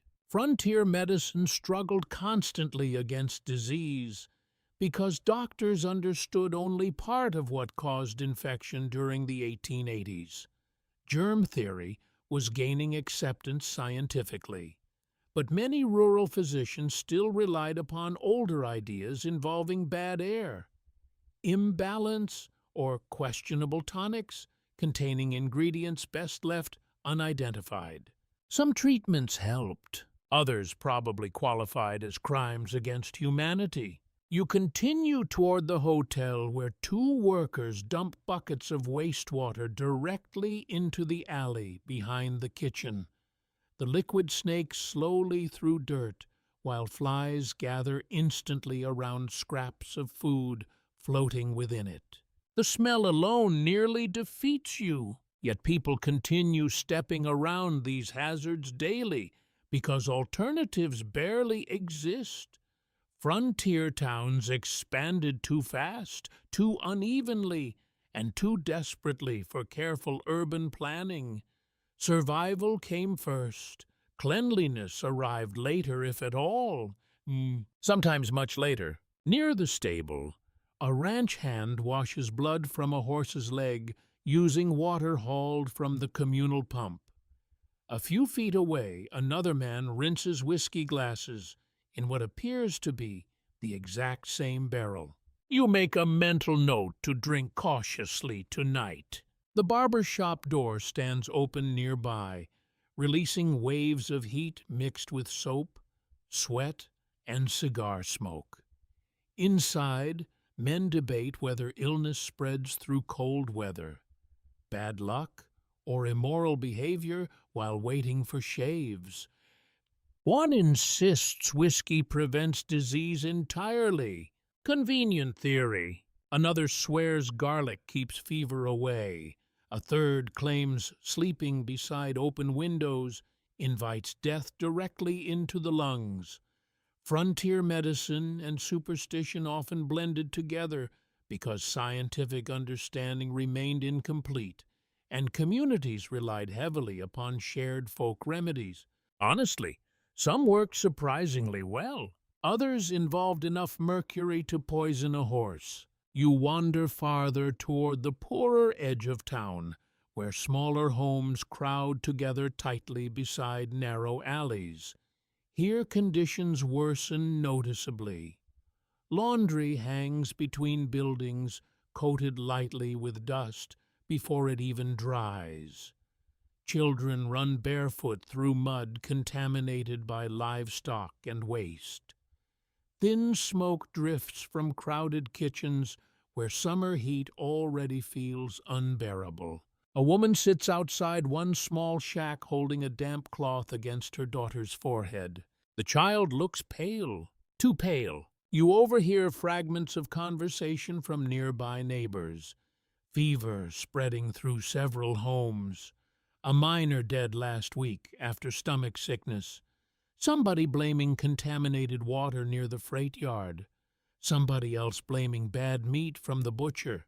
Fear travels quickly through frontier towns because people understand how little protection exists once illness arrives. Inside the boarding house that evening, the atmosphere feels tense despite the usual noise. Several guests discuss sickness quietly between spoonfuls of stew. One traveler claims a nearby settlement lost dozens during a cholera outbreak years earlier. Another insists frontier cemeteries grow faster every summer. Nobody laughs much. You notice the boarding house owner scrubbing tables more aggressively than usual, while muttering about careless men tracking filth everywhere. She probably understands hygiene better, through experience, than many educated doctors. Women managing homes and businesses often became practical experts in illness prevention simply because daily survival demanded observation. Which foods spoiled fastest? Which water sources tasted wrong? Which fevers spread dangerously through crowded rooms? Knowledge arrived through repetition and loss. Later that night, you pass the cemetery on the hill while returning from the saloon. Moonlight spills across crooked grave markers scattered unevenly through dry grass. Some graves belong to children, others remain unnamed entirely. Frontier death rarely waited politely for old age. You pause beside one weathered marker, barely readable now, beneath dust and wind erosion. The person buried there died only 2 summers earlier, according to the faded carving. No dramatic gunfight, no outlaw ambush, just fever. The town behind you still buzzes faintly with music and drunken laughter, while lanterns flicker against the darkness. Life continues stubbornly, even beside sickness, because frontier communities cannot afford complete fear. Wagons still arrive, meals still require cooking, livestock still demand care. But beneath the ordinary rhythms of this lawless western town, invisible dangers move quietly through wells, crowded rooms, dirty hands, and contaminated streets. And unlike gunshots, illness rarely announces itself before it strikes. The barber shop smells like hot soap, damp towels, tobacco smoke, and quiet bad decisions. You step inside, mostly because the summer heat outside has become unbearable, though the thick air indoors offers little improvement. Ceiling fans turn lazily overhead with all the urgency of dying birds, while several men wait along the wall reading newspapers, already weeks out of date. Frontier barber shops function as far more than places for haircuts. They are unofficial news stations, debate halls, political centers, rumor exchanges, and occasionally amateur medical clinics, which should concern everyone involved. The barber himself stands behind a chair, sharpening a straight razor with slow, careful movements that somehow inspire both confidence and terror simultaneously. He wears rolled sleeves, suspenders, and the permanently exhausted expression shared by many people in town. "You here for a trim?" he asks. You hesitate, because directly behind him, another man sits in the barber chair while having a tooth removed. Apparently the dentist is visiting today. The patient grips both armrests so hard his knuckles have turned white. Sweat pours down his forehead. The traveling dentist leans forward, holding iron tools that look better suited for repairing wagon wheels than human mouths. No anesthesia. Well, technically, whiskey counts as anesthesia here. The patient bites down on a leather strap, while the barber casually continues sweeping hair nearby, as if this entire situation feels perfectly normal. Frontier medicine often overlapped strangely with everyday businesses because proper clinics remained rare in smaller towns. Barbers sometimes pulled teeth, pharmacists treated wounds, blacksmiths built medical braces. Survival encouraged creativity. The dentist braces himself. The patient groans. Then comes a sound you will unfortunately remember forever. The tooth finally emerges after a horrifying struggle, while several spectators nod approvingly like witnesses at a successful engineering project. The patient nearly slides from the chair afterward, pale and shaking. "Could have been worse," the dentist announces cheerfully. "Nobody asks how." You sit carefully while the barber drapes a cloth around your shoulders. Outside the open doorway, wagons rattle through the muddy street, while heat shimmers above rooftops. Somewhere nearby, a dog barks endlessly at nothing visible. The barber begins trimming your hair while conversation flows around the room. One man complains about railroad prices. Another argues cattle thieves operate near the northern trails. A miner insists he knows somebody who survived a rattlesnake bite by drinking lamp oil. This town contains alarming confidence in terrible medical advice. The traveling dentist moves toward a small wooden table, cluttered with bottles, powders, and strange instruments. Several labels promise miraculous cures for everything imaginable. Baldness, fever, lung weakness, stomach trouble, nervous exhaustion. Patent medicines exploded across America during the 1880s. Some genuinely helped. Others contained enormous amounts of alcohol, opium, or ingredients mysterious enough to frighten modern chemistry students. A woman enters, carrying a coughing child wrapped in blankets despite the heat. The room quiets slightly. The dentist examines the boy beside the window, where sunlight falls strongest. He checks the child's throat, listens to breathing, then opens a case filled with small bottles and powders. You watch carefully, because frontier doctors and traveling healers occupied difficult territory between science and improvisation. Medical schools varied wildly in quality. Some physicians trained seriously. Others possessed only fragments of education combined with confidence and a frightening willingness to experiment. Still, when illness strikes in isolated Western towns, people accept whatever help exists. The dentist mixes liquid into a spoon and hands it carefully to the mother. Keep him cool, small amounts every few hours. She thanks him quietly before leaving. Nobody appears fully reassured. The barber lowers his voice slightly once she disappears. Fever's spreading again. Several men nod grimly. Summer sickness always frightened frontier communities because outbreaks moved fast through crowded boarding houses and contaminated water supplies. Without antibiotics or reliable sanitation, even ordinary infections became dangerous.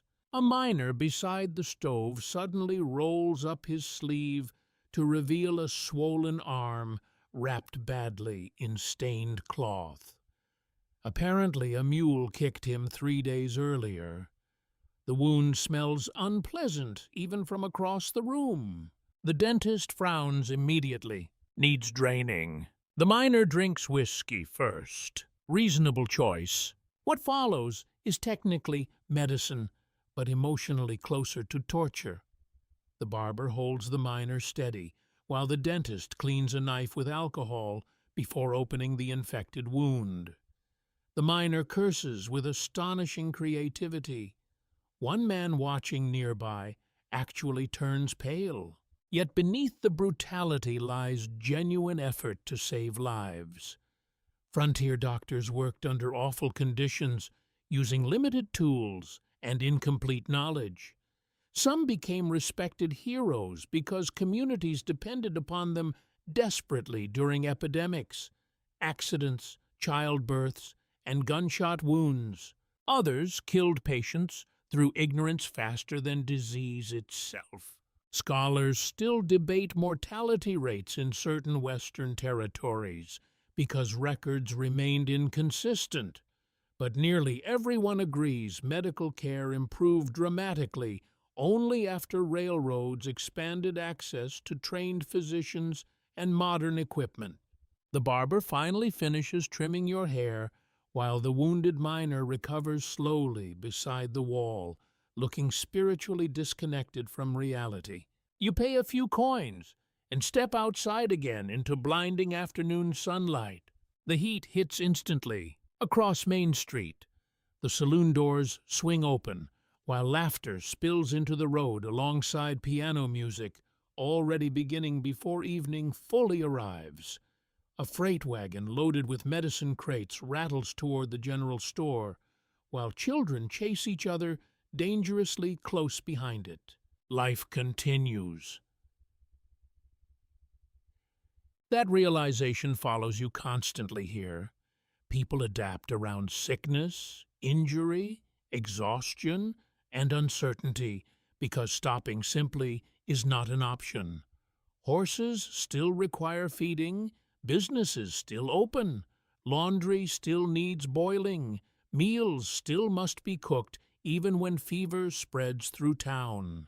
And somewhere behind you, inside the barber shop, the traveling dentist prepares once again to pull another tooth beneath the slow-turning ceiling fan, while frontier civilization carries on, one painful patient at a time.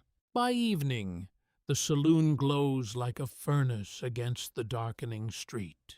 Lantern light pours through dusty windows, while voices rise into the warm night air thick with cigar smoke and the smell of spilled whiskey. You pause outside for a moment, watching silhouettes move behind the swinging doors. Laughter erupts suddenly from somewhere deep inside, followed by the sharp slap of cards against wood. Poker night again. Not that poker ever truly stops here. You step inside and immediately feel the room's energy wrapping around you. The piano rattles cheerfully near the corner, while waitresses weave through crowded tables, balancing glasses with astonishing skill. Cowboys, fresh from cattle trails, lean shoulder to shoulder beside the bar. Miners coated with dust from nearby claims crowd around gambling tables, with expressions balanced carefully between hope and desperation. Tonight, the entire town seems to have gathered here, because money has arrived. Earlier this afternoon, several ranch crews received payment after a successful cattle shipment eastward. You overheard the news spreading through town almost instantly. Coins changing hands, bonuses paid in cash, men promising themselves one harmless evening of celebration. That phrase rarely survives the night. You move toward the far poker tables, where tension already hangs beneath the noise like invisible smoke. 5 men sit beneath a lantern whose weak yellow glow barely reaches the corners of the room. Coins, bills, and poker chips cover the table in uneven piles. Nobody smiles much. Frontier gambling occupied a strange place socially. Officially, many communities condemned it as dangerous vice. Unofficially, Western towns depended heavily upon gambling money flowing through saloons, hotels, and businesses. Poker especially became deeply tied to frontier culture because long cattle drives, railroad camps, mining settlements, and isolated winters created endless hours people needed to fill somehow. Cards traveled easily. Hope traveled easier. You watch one cowboy study his hand carefully, while sweat darkens the collar of his shirt. He cannot be older than 25, though exhaustion has already added years to his face. Beside him sits a sharply dressed gambler, wearing a black vest, spotless enough to feel suspicious. That man has barely touched his whiskey all night. Experienced gamblers often avoided heavy drinking while encouraging everyone else to continue enthusiastically. Clear thinking becomes valuable when entire paychecks drift across the table beside loaded revolvers and fragile egos. The dealer flips another card. Nobody breathes normally. Then suddenly, the cowboy slams his hand down triumphantly while several spectators cheer. Coins scrape loudly across wood. Someone curses. The cowboy laughs with genuine relief as money floods toward his side of the table. For tonight, luck loves him. You notice something fascinating then. Gambling in frontier towns rarely centers only on greed. Yes, money matters enormously. But poker also offers temporary escape from brutal routines. Cowboys surviving endless cattle drives, miners trapped underground daily, railroad workers swinging hammers beneath relentless heat. At the card table, anybody might become fortunate for one glorious hour, or lose everything. Historical records contain countless stories about miners gambling away entire gold strikes within days. Cowboys lost cattle profits before sunrise. Some men reportedly wagered horses, land deeds, watches, boots, even weapons when cash disappeared. Alcohol usually participated enthusiastically. Near the bar, a drunk ranch hand now insists he can predict cards through scientific instinct. Nobody believes him, including perhaps the ranch hand himself, yet he continues speaking with magnificent confidence while accidentally spilling whiskey down his own vest. A waitress sighs heavily while cleaning the mess.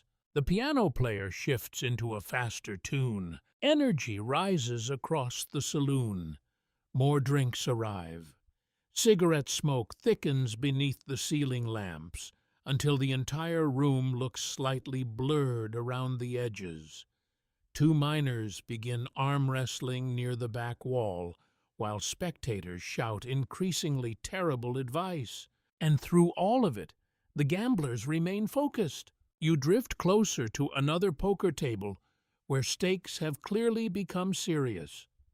A small pile of gold coins glitters beneath lantern light beside folded banknotes and a silver pocket watch. One player keeps tapping the table nervously. Another watches everyone else without blinking much at all. Cheating haunted frontier gambling constantly because enforcement remained inconsistent and enormous sums changed hands quickly.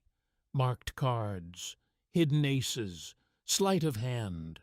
Some professional gamblers traveled town to town, earning reputations either for skill or dishonesty, depending entirely upon who lost money recently.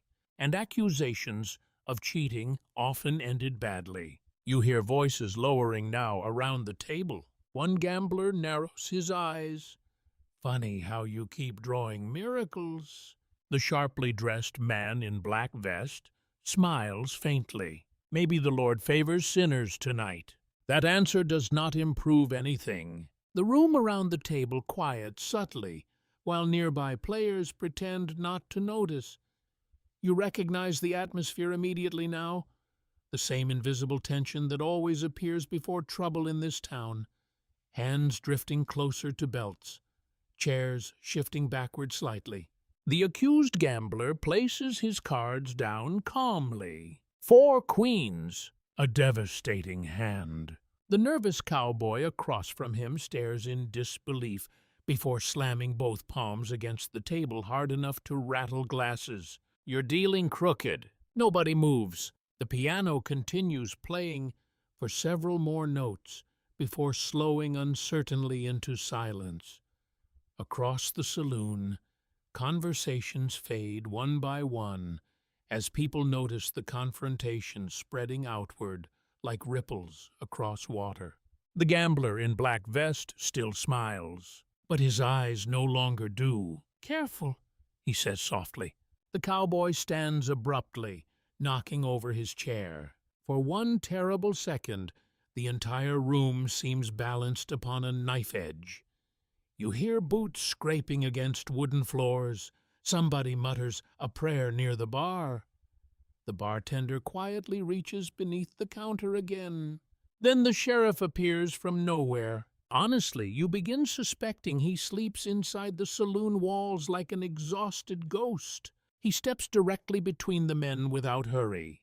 "Sit down." The cowboy hesitates.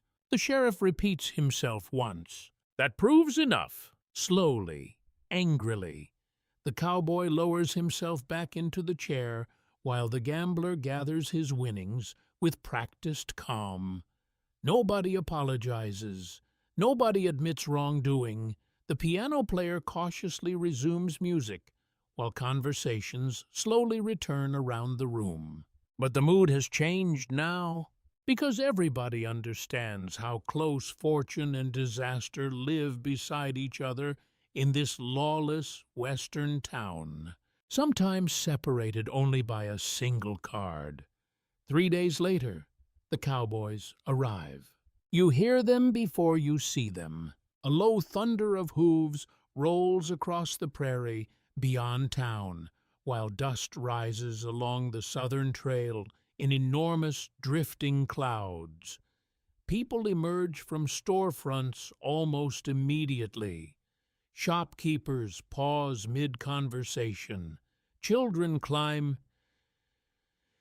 fences for better views. Even the sheriff steps outside his office with the expression of a man preparing emotionally for several exhausting nights. Because cattle drive crews mean money, they also mean trouble. The first riders appear slowly through the dust beneath the blazing afternoon sun. Wide hats, sunburned faces, leather chaps coated with trail grime, horses moving with the same weary stiffness as the men riding them. Behind them stretches a massive herd of cattle filling the landscape with noise and movement. The smell reaches town next. Dust, livestock, sweat, wet leather, smoke from trail fires embedded into clothing after months outdoors. The scent is powerful enough to overwhelm nearly everything else on Main Street, which is genuinely impressive considering this town already smells like questionable life choices. Children cheer as the herd moves closer. Several dogs bark themselves into emotional collapse. The cowboys ride slowly through town while locals watch from porches and saloon windows. Some townspeople greet them warmly. Others look cautious. Experienced frontier communities understood cattle crews brought temporary prosperity, followed closely by gambling, drinking, fistfights, and occasionally spectacular chaos. Months on the trail changed people. Long cattle drives during the 1880s could last weeks or even months, depending upon distance and weather. Cowboys slept outdoors beside restless herds, endured storms, heat, river crossings, stampedes, insects, loneliness, and exhaustion. Food remained repetitive, bathing remained theoretical, privacy disappeared entirely. By the time crews reached towns like this, many wanted only three things: whiskey, sleep, and loud entertainment, possibly in reverse order. The herd finally moves toward holding pens north of town, while the riders disperse rapidly across Main Street, like released pressure from a steam valve. Within minutes, saloons begin filling. Store owners straighten nervously. Gambling tables suddenly grow crowded. The piano player in your favorite saloon actually looks frightened. You cannot blame him. Inside, the atmosphere transforms almost instantly. Dusty cowboys crowd shoulder to shoulder at the bar, ordering drinks fast enough to alarm both bartenders and basic mathematics. Muddy boots stomp across wooden floors. Voices rise louder with every passing minute. One cowboy falls asleep at a table before finishing his first whiskey. That feels medically concerning. Another loudly announces his intention to marry the prettiest woman west of Kansas, despite apparently having no specific candidate selected yet. His friends cheer anyway. You settle near the wall, watching carefully, while the room swells with restless energy. Several trail hands remove hats for the first time, revealing faces burned dark by endless sun and wind. One older cowboy rubs his wrists slowly, as if the long ride still vibrates through his bones. Historical reality often surprised Eastern visitors because actual cowboys rarely resembled later glamorous movie versions. Many were poorly paid young laborers working brutally difficult jobs. A significant number were black, Mexican, or Native American, though popular mythology later erased much of that diversity entirely. Trail work demanded skill and endurance more than heroics. The saloon doors slam open repeatedly as more riders enter. Cigarette smoke thickens rapidly beneath the lanterns. A waitress carrying drinks nearly collides with two cowboys attempting spontaneous dancing beside the poker tables. The piano player wisely switches toward faster music. Near the center of the room, several trail hands begin comparing scars, while exaggerating cattle drive disasters with obvious enthusiasm. One swears lightning struck directly beside him in Texas. Another insists he once fought off wolves using only a frying pan and superior courage. Nobody entirely believes him. Still, frontier storytelling improves dramatically after whiskey. You notice tension building gradually at another table, where gamblers already circle fresh paychecks like sharks scenting blood. Cowboys finishing long drives often carried months of wages in cash because banking options remained limited across the frontier. Saloons, gambling halls, and brothels understood this extremely well. Some towns practically survived on cattle money. A young cowboy, barely older than the schoolboys you watched earlier, now loses several hands rapidly while trying to appear unconcerned. Sweat darkens his shirt collar. Each new whiskey arrives faster than the last. Beside him sits an older trail boss, quietly observing everything. That man drinks slowly. Experienced cowboys understood frontier towns could destroy careless men frighteningly fast. Gambling debts, bad liquor, bar fights, theft. Some trail crews lost enormous portions of their earnings within days after reaching civilization again. Outside, the streets grow crowded as evening settles over town. Horses line every hitching rail. Music spills from multiple saloons simultaneously. Storekeepers remain open later than usual, hoping to capture extra business before the cattle crews depart again. Then somewhere near the bar, shouting erupts. Not gunfire yet, just shouting. Two cowboys stand chest to chest arguing over a card game, or a woman, or perhaps something that happened weeks ago during the trail drive. Honestly, frontier fights often exploded from accumulated exhaustion rather than single causes. The crowd shifts instantly around them. People back away while trying not to appear afraid. Chairs scrape across floors. One cowboy quietly pockets a whiskey bottle before it can become part of history. The sheriff enters exactly then. Again. You genuinely wonder whether somebody installed hidden alarm bells connected directly to his nervous system. He studies the men briefly. Take it outside. One cowboy spits into the sawdust. The other cracks his knuckles dramatically. Then, surprisingly, both obey. The entire saloon exhales. Moments later, cheers erupt from the street outside as the fight begins beneath lantern light and gathering darkness. Nobody seems shocked. In fact, several customers place bets immediately. Frontier entertainment occasionally lacked sophistication. You step toward the doorway, watching silhouettes swing wildly in the muddy street, while laughter and shouting rise into the warm western night. Somewhere nearby, cattle bawl restlessly from their holding pens beyond town.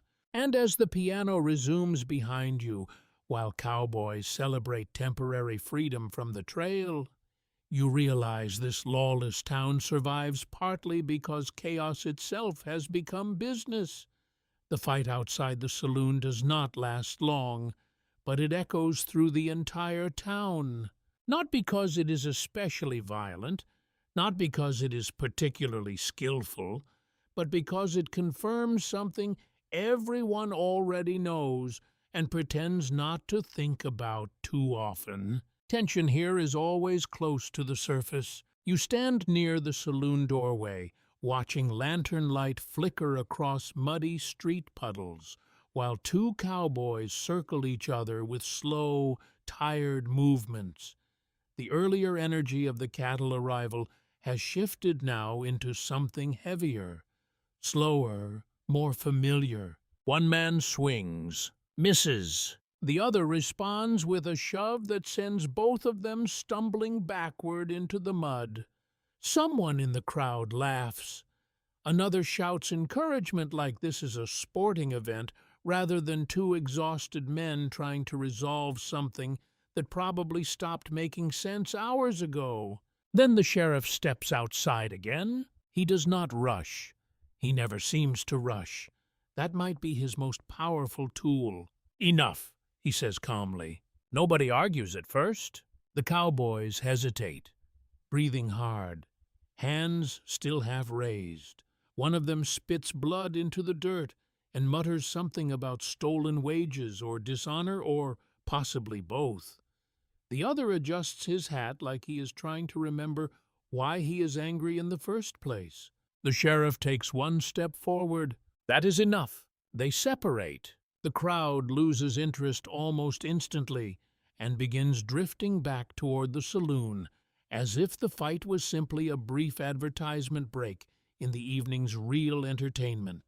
Someone even complains that it ended too quickly. You start to understand something unsettling about frontier towns. Violence here is not always feared in the way outsiders imagine.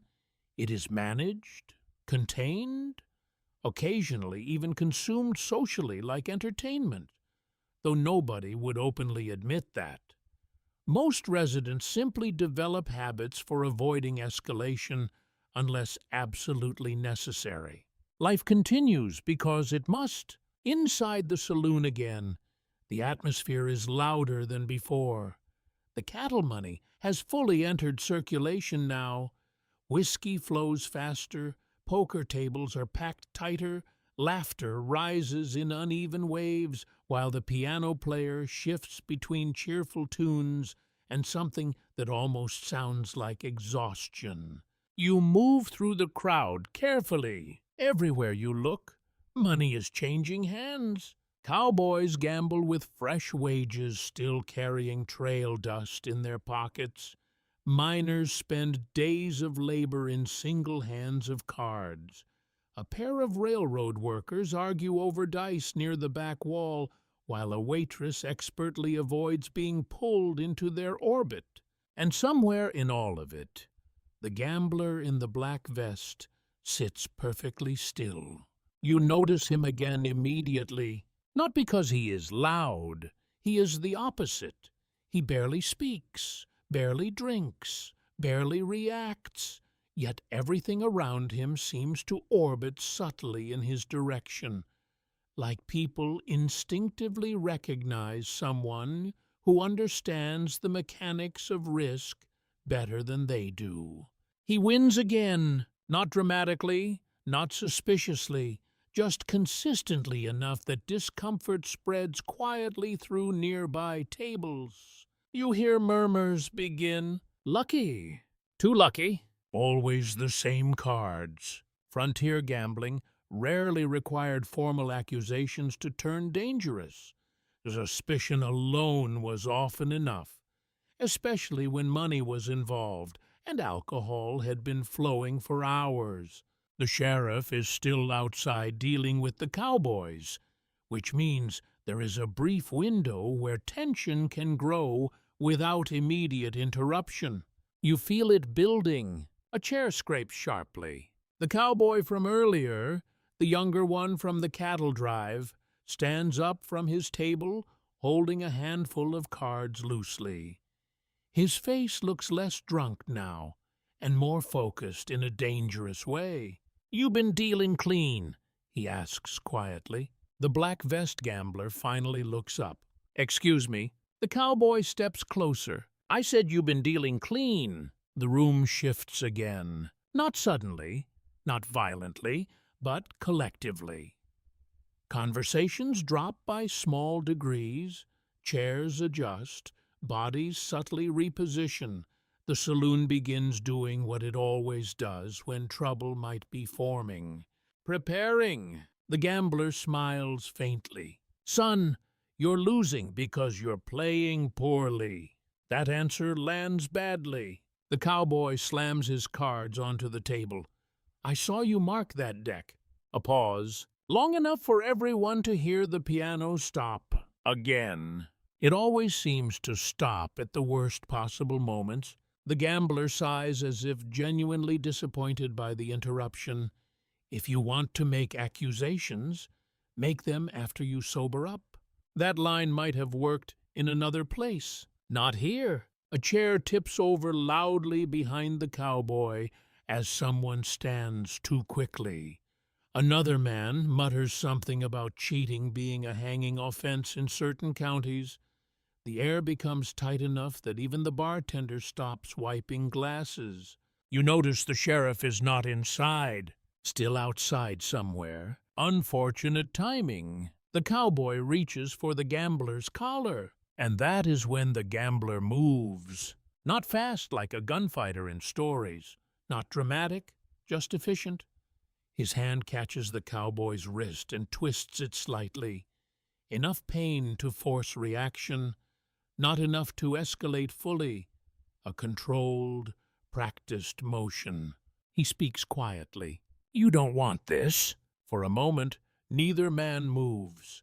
Then the cowboy pulls free and shoves the table instead. Coins scatter across the floor.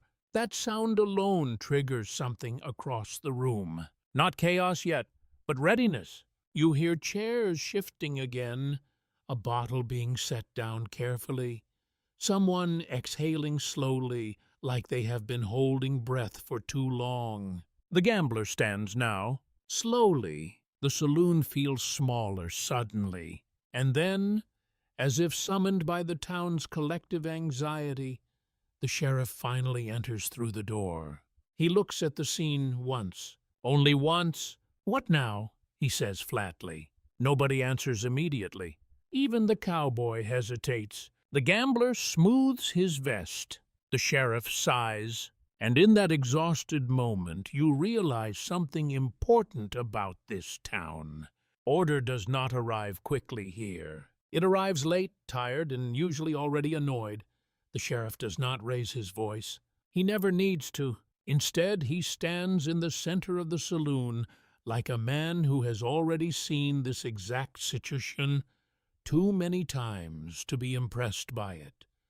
Lantern light flickers across his face while the room slowly recalculates its behavior around his presence. The cowboy still stands near the overturned table. The gambler in the black vest remains calm in a way that feels almost insulting. Coins lie scattered across the floor like small witnesses no one wants to pick up yet. "What happened?" the sheriff asks quietly. The cowboy speaks first, fast and heated. "He's cheating. I saw him mark cards." The gambler exhales slowly. He's losing and looking for someone to blame. The sheriff looks at both of them for a long moment. Then he glances at the cards, then at the crowd, then back again. Frontier justice rarely functioned like formal courtrooms. Evidence was informal. Reputation mattered as much as fact. And in crowded saloons like this one, truth often competed with convenience. "You got proof?" the sheriff asks. The cowboy hesitates. That hesitation is the answer. The gambler smiles faintly again, just enough to be noticeable. The sheriff nods once. "Sit down." The cowboy does not move immediately. Something dangerous flashes behind his eyes. Pride, exhaustion, whiskey. The long trail drive still sitting inside his bones. You can almost see the moment where a man decides whether to obey authority or reject it completely. Then he sits, not peacefully, not calmly, but he sits. A collective release moves through the room again, subtle but real. Chairs relax, shoulders drop. Even the bartender returns to wiping glasses like nothing particularly interesting is happening. But something has changed. You feel it. Trust has been strained again. The sheriff steps closer to the gambler. "You winning a lot tonight?" The gambler shrugs. "I play well." "That's so." "Yes, sir." A pause. The sheriff looks down at the cards on the table. He doesn't touch them yet, just studies them, the way a tired man studies weather before deciding whether it will ruin his week. Historically, accusations of cheating in frontier gambling were incredibly common and often incredibly difficult to resolve. Marked cards, hidden aces, and mechanical tricks were real problems in some saloons, but so were false accusations made by losing players looking for excuses. The truth, as always, is messy. The sheriff finally picks up the deck, slowly flips through a few cards. Nothing obvious, nothing provable, just paper and ink and suspicion layered on top of exhaustion. He drops the deck back onto the table. "You boys settle it with money or cards, not fists," he says. The cowboy mutters something under his breath. The gambler nods politely, but nobody looks satisfied. Outside, through the saloon windows, you notice Main Street has grown quieter again. The cattle crews have dispersed into different corners of town. Some are still drinking. Some are gambling elsewhere. Some are already passed out in alley shadows or upstairs rooms. The town is returning to its baseline rhythm, which is never truly calm. The sheriff turns slightly toward the crowd. "Anyone else got problems? Take them somewhere else." Nobody responds. Not because they agree, because they don't want attention. The sheriff starts to leave, then pauses, looks back at the gambler. "You leave tomorrow," he says. Not a request. The gambler tilts his head slightly. "Am I accused of something?" The sheriff's expression does not change. "You're being advised." A thin silence follows that line. Then the gambler smiles again, but it is smaller now, yeah. "Of course." The sheriff exits. Just like that. No dramatic conclusion, no final judgment, no clean resolution, and the saloon immediately begins breathing again. You notice how quickly people recover here. Conversations restart within seconds. Glasses are refilled. The piano player cautiously resumes music, like someone testing whether thunder is truly gone or just waiting. But you remain aware that nothing was fully solved, only postponed. The cowboy eventually stands again and leaves the table without finishing his drink. He does not look at anyone as he walks out into the night. Pride intact, but something in him visibly worn down. The gambler remains seated, now watching the room more carefully than before, and you realize something subtle but important. The sheriff did not prove innocence. He only prevented immediate chaos. That is the real structure of law here, not justice. Containment. Hours pass. The saloon fills again, empties again, fills again. Time loses meaning beneath lantern light and whiskey haze. You lose track of how many hands are played, how many drinks are poured, how many small arguments rise and dissolve without consequence. Eventually, the crowd thins. Late night returns. The gambler disappears first, slipping out through the side door without ceremony. Nobody stops him. Nobody follows. The sheriff never returns inside. The piano plays softer now, slower, like it is finally admitting fatigue. You step outside into cool air and find Main Street nearly empty. Just wind, lanterns, and the distant sound of a horse shifting its weight in sleep. Somewhere beyond town, a coyote calls once into the prairie, and this time no one reacts at all, because the town has already decided, for tonight at least, that nothing else will happen. Midnight in this town is never truly silent, but it does grow thinner, not quieter in the peaceful sense, more like the world itself becomes stretched. Sounds travel farther. Footsteps feel louder. Even the wind seems to hesitate between buildings before continuing onward across the prairie. You walk slowly down Main Street, beneath lanterns that flicker like tired eyes refusing to close. The saloon behind you is still alive, but fading. Laughter has softened into murmurs. The piano has shifted into slower, almost reflective melodies that sound less like entertainment and more like memory. Chairs scrape occasionally, but even those noises feel reluctant now. Shh. The cowboy from earlier is gone. The gambler in the black vest is gone. The sheriff is nowhere to be seen. And yet the town does not feel empty. It feels watchful. You pass the general store, where the windows reflect your own silhouette briefly before swallowing it again in darkness. A dog lies curled beside the doorway, barely reacting as you pass. Somewhere down an alley, a bottle rolls slowly across packed dirt, pushed by wind or accident or something you cannot quite identify. You realize how different the town feels without daytime noise. During the day, everything competes for attention. Wagons, voices, commerce, children, dust. At night, all of that collapses inward, leaving only essentials: light, shadow, breath, movement, and uncertainty. You pause near the boarding house, but do not enter yet. Instead, you stand for a moment, looking back toward the saloon.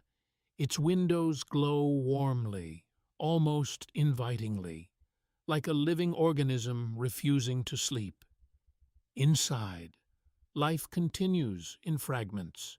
A burst of laughter, a sudden shout, the scrape of glass, a chair tipping and being corrected. You think about how many versions of normal exist in this town. For some, normal is cattle drives and exhaustion. For others, it is gambling tables and constant negotiation with risk. For the sheriff, normal seems to be interruption without resolution. For women running boarding houses, normal is endless labor that begins before sunrise and ends long after midnight. For children, normal is growing up too quickly. For you, it is still adjusting. A cold breeze pushes down the street, and you finally turn toward the boarding house door. The building creaks softly as you enter, as if recognizing you reluctantly. Inside, the familiar smells return: wood smoke, damp cloth, old stew, sleepless air. Upstairs, the hallway is quieter tonight. Too quiet. You move carefully past closed doors where people sleep or pretend to sleep. One room emits soft coughing, another faint murmuring, a third is completely silent, which somehow feels more unsettling than noise. When you reach your room, you pause again. The lamp is already low, burning down into its final hours. Shadows stretch unevenly across the walls. Your bed waits in its familiar, uncomfortable shape, still carrying the memory of last night's restless sleep. You sit down slowly. Outside, somewhere far away, a horse shifts in its stall. Then silence again, but not the same silence as before. This one feels heavier, more settled, like the town has briefly paused between disturbances rather than waiting for the next one. You remove your coat and boots, listening to the building settle around you. Wood contracts slightly in the night air.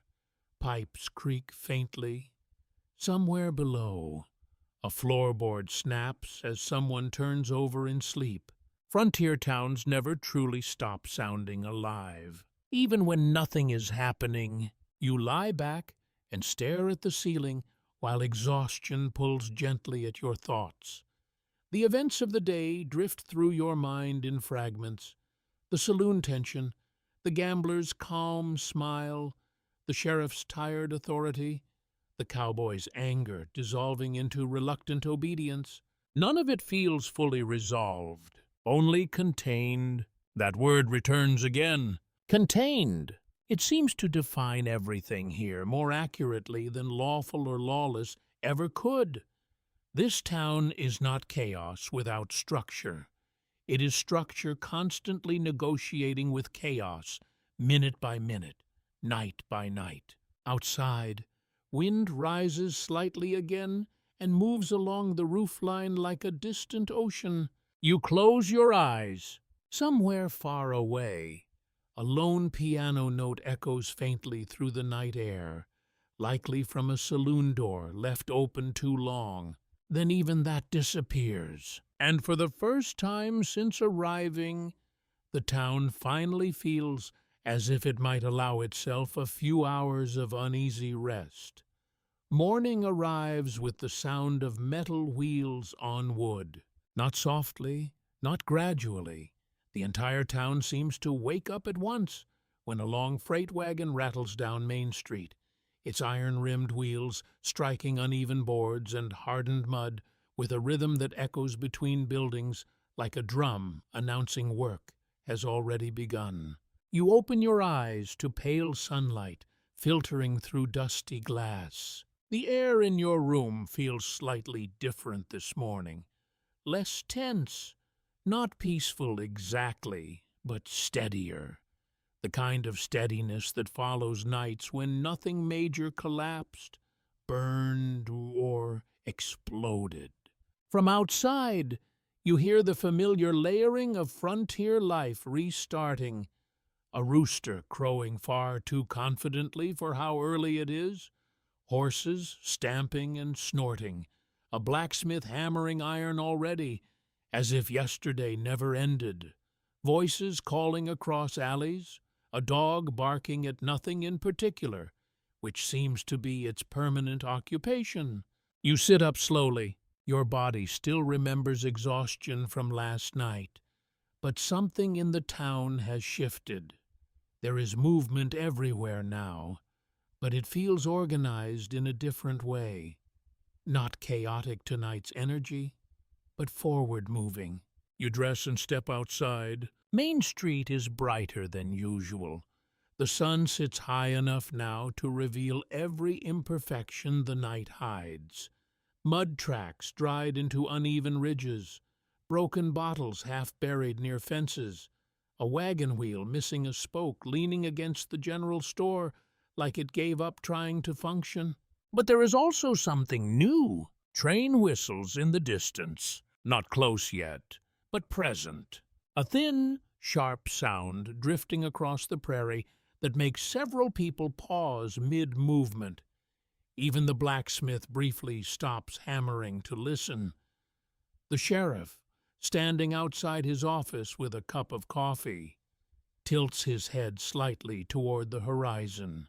The railroad is coming closer. You follow the sound instinctively toward the edge of town, where tracks stretch out across open land like a promise still under construction.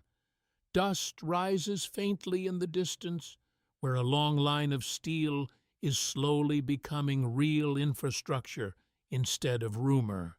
Railroads change everything in places like this. Everyone knows it. Some people welcome it, others fear it, most do both at the same time. A wagon loaded with supplies passes you, heading toward the freight yard where new shipments will soon arrive. Two men argue loudly about tariffs and shipping costs while walking beside it. A third follows quietly, counting coins in his hand with the focused expression of someone calculating whether today ends in profit or disappointment. You notice how quickly information spreads here. By the time you reach the general store, everyone is already discussing the same thing. New workers arriving, new goods, new money, new strangers, new trouble. Always trouble. Inside the store, shelves look fuller than you remember. Flour sacks stacked higher, coffee tins lined carefully, nails, rope, tools, fabric, lantern oil, all arranged in slightly more orderly fashion than the usual frontier clutter.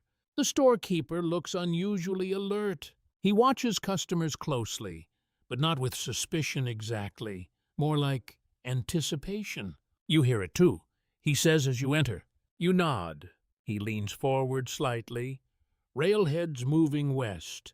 Could be here within weeks. Weeks! That word lands heavily in a town that usually thinks in days. Out on the street again. You notice small changes beginning already. A group of laborers discussing building extensions. A carpenter measuring boards for what looks like new construction. A woman asking about room availability at the boarding house, though she appears more concerned about prices than comfort. Then you see the sheriff again. Still the same posture, still tired, still observing everything like a man who understands that change is always arriving whether people approve or not. Railroad's bad for business. Someone mutters nearby. The sheriff responds without turning his head. Depends which business. That answer hangs in the air longer than expected, because it is true in too many ways. You continue walking toward the outskirts, where the town begins dissolving into prairie again. The edge always feels like a boundary between two different worlds. Behind you, noise and buildings and rules that barely hold together. Ahead of you, open land with no rules at all. Somewhere between those two spaces, the railroad is cutting its path. You notice more strangers today than usual. Not cowboys or miners or gamblers. Different kinds of people. Surveyors, engineers, men carrying measuring equipment and rolled maps. They walk with purpose, ignoring mud and heat and stares from locals. They are not passing through. They are building. A group of children follows them at a distance, fascinated by the strange tools and uniforms. One boy runs ahead and pretends to lay imaginary tracks with sticks, while others laugh and imitate train whistles. The sound of progress turned into play. Near the saloon, you hear a conversation about land prices rising already. Another about potential law enforcement expansion once rail traffic increases. Someone mentions telegraph lines improving communication speed. Everything begins to speed up. That is what railroads do. They compress distance. They compress time. They compress uncertainty into something more immediate and harder to ignore. You return toward Main Street as the sun begins to lower slightly. The town looks different again now, under afternoon light. Less isolated, less forgotten, as if it has suddenly been noticed by the wider world. And being noticed changes everything. Outside the sheriff's office, he stands watching the horizon again, coffee gone cold in his hand. You ever been on a train? You ask him without thinking. He finally looks at you. Once, he says, pause. Didn't like it. Then he turns back toward the street, as wagons continue rolling. Voices continue arguing, and the distant whistle of a train echoes once more across the expanding frontier, as if the world itself is moving closer, whether anyone is ready or not.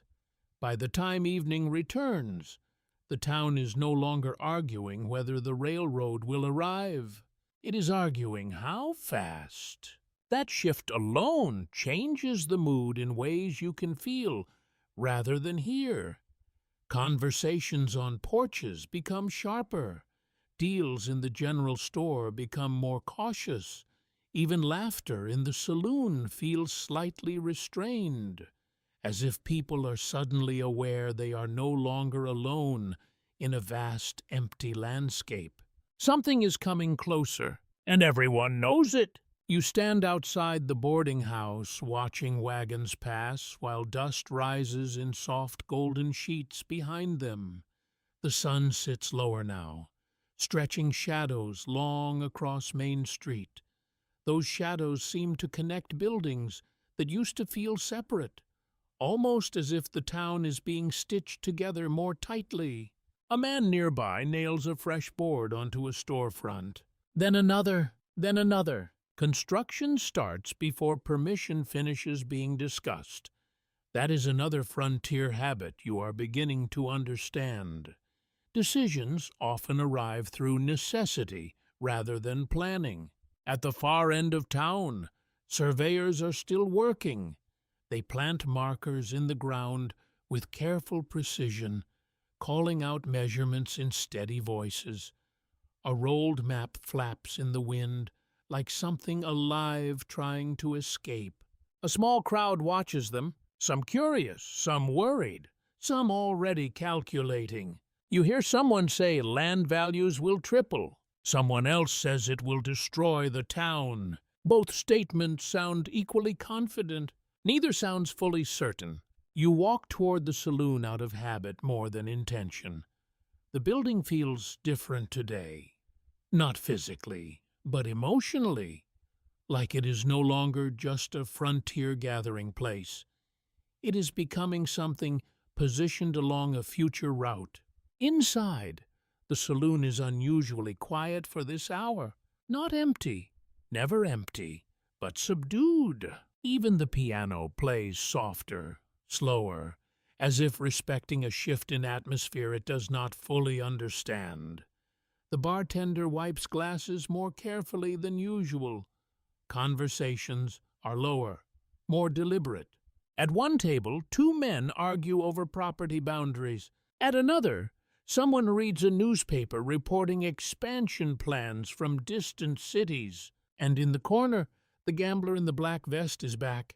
Of course he is. He sits as if he never left, watching the room with the same controlled stillness. But something is different now. He is not fully relaxed anymore. His attention moves more often toward the door, toward exits, toward possibilities rather than people. You notice the sheriff sitting alone near the bar. He is not drinking, just thinking, or maybe resting in the only way he knows how. A rancher nearby speaks loudly about selling land before prices shift. Another insists holding is smarter. A third argues nobody truly knows what will happen until the railroad actually arrives. The sheriff finally speaks without turning. It always arrives. That ends the debate for a moment. Outside, a hammer rings sharply against metal. A wagon wheel cracks somewhere down the street. Life continues, but it feels increasingly like preparation rather than routine. You step back outside into evening air that has cooled slightly. The prairie wind carries something different now. Not just dust, but movement, expectation, direction. You follow the edge of town again, watching where darkness meets settlement. A group of laborers are marking what looks like a future extension of the main road. Stakes hammered into the ground form rough lines that did not exist yesterday. Children run along them, pretending it is a new game. One man stops briefly to drink water and looks out across the prairie. "You ever think this all just disappears someday?" he says to nobody in particular. Nobody answers, because the question is not really about disappearance. It is about transformation. As night begins to fall, lanterns are lit earlier than usual, not because it is darker, but because people are adjusting, preparing, organizing life around something that has not fully arrived yet but already exists in conversation and planning. You pass the sheriff again as he stands near the office steps. "You think it changes things?" you ask. He considers that for a moment longer than usual. "Everything changes things," he says finally. Not helpful, but honest. Back inside the saloon, the gambler is gone again. No one saw him leave. That detail lingers longer than it should. The piano plays a tune that sounds almost like waiting, and for the first time since you arrived in this town, it does not feel like it belongs only to itself anymore. It feels like it is being prepared for something larger, something faster, something that does not stop here. The next morning, the town wakes up to dust that never fully settled. It hangs in the air like a memory that refuses to fade, coating boots, windows, hair, and every surface that pretends to be clean. You step outside and immediately feel it on your tongue, dry and faintly metallic, like the land itself is being ground down by constant movement. But today, movement feels different, more coordinated, more inevitable. At the edge of town, survey stakes have multiplied overnight. What looked like suggestions yesterday now resembles a plan. Lines cut across the prairie in straight, uncompromising geometry that feels almost offensive compared to the natural curves of the land. A man drives a wagon slowly along one of these lines. He looks up as if measuring the sky. You follow the main street toward the general store, where conversation is already louder than usual. Not chaotic loud like saloon nights, but focused loud. People discussing numbers, dates, routes, costs. Everything is becoming measurable, even hope. Inside, the store feels busier than before sunrise. A clerk argues over supply contracts with someone wearing a clean collar and carrying a folded map under his arm. That detail alone separates him from most people in town. Clean collars are rare here, unless they belong to newcomers or people who plan to leave soon, or people who think they are above staying. You overhear phrases repeated constantly. Rail extension, new station, depot site, town relocation possibility. That last one makes several people pause. Relocation is not a small idea in frontier towns. Entire settlements sometimes shifted location when railroads bypassed them or land disputes changed economic viability. Buildings were sometimes dismantled and moved. Other times, towns simply faded while new ones grew a few miles away. Nothing here is permanent. You step back outside and notice a wagon loaded with timber moving toward the northern edge of town. Men are already beginning to mark out areas for expansion, not hypothetical anymore. Physical, measured, real. A boy runs past carrying nails in a bucket too heavy for him, but he does not slow down. He looks excited rather than burdened. Change feels like opportunity to children. To adults, it feels more complicated. Near the saloon, two businessmen argue with the sheriff in low voices. You catch fragments. Rights of way, law enforcement jurisdiction, tax boundaries. The sheriff stands still while they talk, giving nothing away. His expression is unreadable, but his posture suggests a man who understands exactly how little control he has over any of this. You begin to understand something quietly important. Law in frontier towns does not sit above change. It moves inside it. At midday, a small train of wagons arrives carrying more equipment, survey tools, construction materials, rolled maps, even iron components that look too precise for the roughness of this town. The drivers are different too.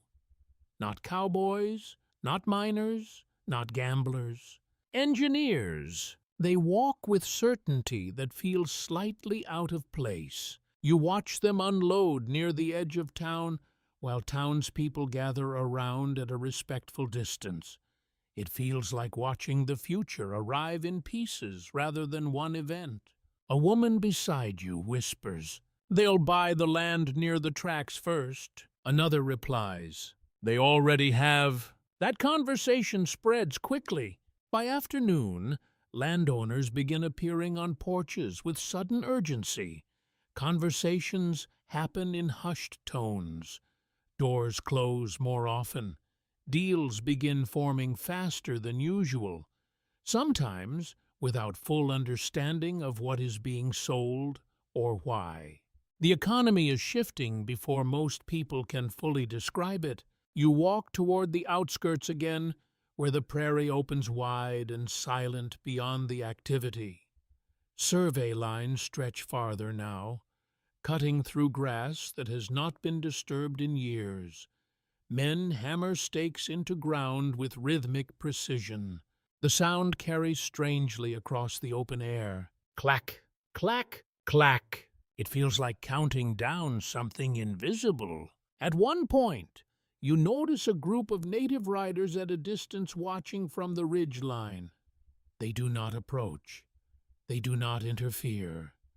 They simply observe the transformation occurring across land they have known far longer than this town has existed.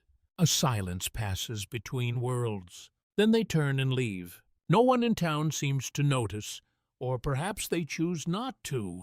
By evening, construction begins in earnest. Temporary structures go up near the expected rail line. Lumber piles appear where empty ground used to be. Men shout measurements back and forth while lanterns are lit early again. The town is no longer waiting, it is building. Inside the saloon that night, conversation is dominated by land deals and speculation. Even gambling feels less urgent, as if money is being redirected toward something larger than card tables. The gambler in the black vest is gone again. No one mentions it. The sheriff sits at the bar longer than usual, watching the room with tired eyes that suggest he understands something everyone else is only beginning to sense. A new order is forming, not imposed. Arriving outside, wind moves through the half-built edges of town, carrying dust, voices, and the sound of hammers shaping what tomorrow will look like. And for the first time, the frontier does not feel like it is waiting for history. It feels like it is being rewritten in real time. The railroad finally becomes visible before it arrives. Not as a train yet, but as presence. You notice it first in the way people stand differently in the morning. Conversations pause more often. Eyes drift toward the horizon without being asked. Even animals seem unsettled, as if they can see something large approaching through vibrations in the earth. The prairie feels less empty now. It feels expectant. By midday, the sound returns, a distant whistle, faint but unmistakable, stretching across open land like a signal that refuses to be ignored. This time, nobody dismisses it as rumor or imagination. Heads turn immediately. Work stops entirely in several places. The sheriff steps out of his office slowly. He does not look surprised, just resigned. You follow the growing movement toward the edge of town, where the survey lines end and open prairie begins. A crowd has already gathered there, forming an uneven semicircle that stretches along the future rail path. Some people stand excited, some nervous, some simply quiet, watching. And then it appears, at first as a thin shape on the horizon, shimmering slightly in heat haze, then gradually becoming more defined as it pushes forward across the land. Steel, smoke, movement, a machine larger than anything most people in this town have ever seen. The train, it approaches slowly at first, almost cautiously, as if testing whether the world will accept its arrival. Then it grows louder, wheels grinding against iron tracks that did not exist here weeks ago, steam rising in heavy bursts into the sky. The sound is overwhelming, not violent, Not chaotic, just absolute. A cow near the outskirts panics and runs briefly before being calmed by a ranch hand. Children cover their ears and then immediately uncover them again, unable to stop watching. Even the wind seems momentarily overshadowed. The train enters town, and everything changes at once, not gradually, not symbolically, physically. The first engine rolls past the temporary markers, its black metal body reflecting sunlight in sharp flashes. Steam pours from vents in rhythmic bursts like breathing. The whistle sounds again, closer now, vibrating through wooden buildings and into the ground beneath your feet. People step backward instinctively. Some cheer, some remain silent. A few simply stare, as if unsure whether they are witnessing progress or intrusion. The train slows as it reaches what will become the station area. Engineers and workers wave from the cars. Surveyors step forward immediately, pointing, calling out measurements, adjusting plans in real time as if this moment has been rehearsed for months. But for the town, it feels like the present finally catching up. You notice the sheriff standing slightly apart from everyone else. He watches without moving. No reaction on his face, but something in his posture suggests understanding rather than surprise. Perhaps he has seen this happen in other towns. Perhaps he knows what follows. The train stops fully. Silence briefly returns, but it is a different kind of silence now. Not emptiness, not uncertainty. Arrival silence. Doors open along the cars. Workers step down carrying tools, maps, supplies. Conversations begin instantly. Decisions are made within seconds that will reshape the town for years. One man plants a flag marker into the ground. That small action feels larger than anything else that has happened so far. The crowd slowly disperses into activity rather than observation. People begin speaking with engineers. Storekeepers approach to negotiate supply routes. Landowners argue over boundaries that are suddenly more valuable than they were yesterday. Everything accelerates. You walk through it carefully, noticing how the town no longer feels like a frontier settlement sitting alone in the prairie. It feels like a node in something agobantfu outward in all directions. A system forming. Near the saloon, two men argue over pricing again, but this time their voices carry urgency instead of frustration.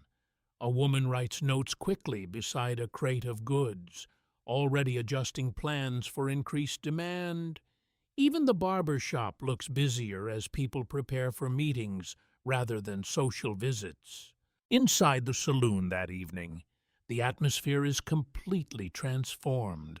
Not louder, more focused. Whiskey still flows, but conversations revolve around contracts, schedules, shipments, timelines. Poker tables are quieter, though still active, as if gambling now competes with larger financial calculations happening everywhere else. The gambler in the black vest is absent again. His chair remains empty. No one comments. The sheriff enters briefly, looks around, then leaves again without speaking. His role in tonight's world feels smaller somehow, or perhaps simply more contained within a larger system arriving around him. Outside, the train sits illuminated by lanterns and moonlight, steam still rising in soft rhythmic bursts as it cools from its journey. Workers move along its length, checking connections, measuring adjustments, preparing for what comes next. The town is no longer the end of the road. It is becoming a beginning, and as you stand watching the iron silhouette against the night sky, you realize the frontier is not disappearing. It is transforming into something faster, louder, and far more connected than anything the people here have ever known. Something that does not pause, only moves forward. Night settles gently over the town after the train's arrival, but nothing about the world feels gentle anymore.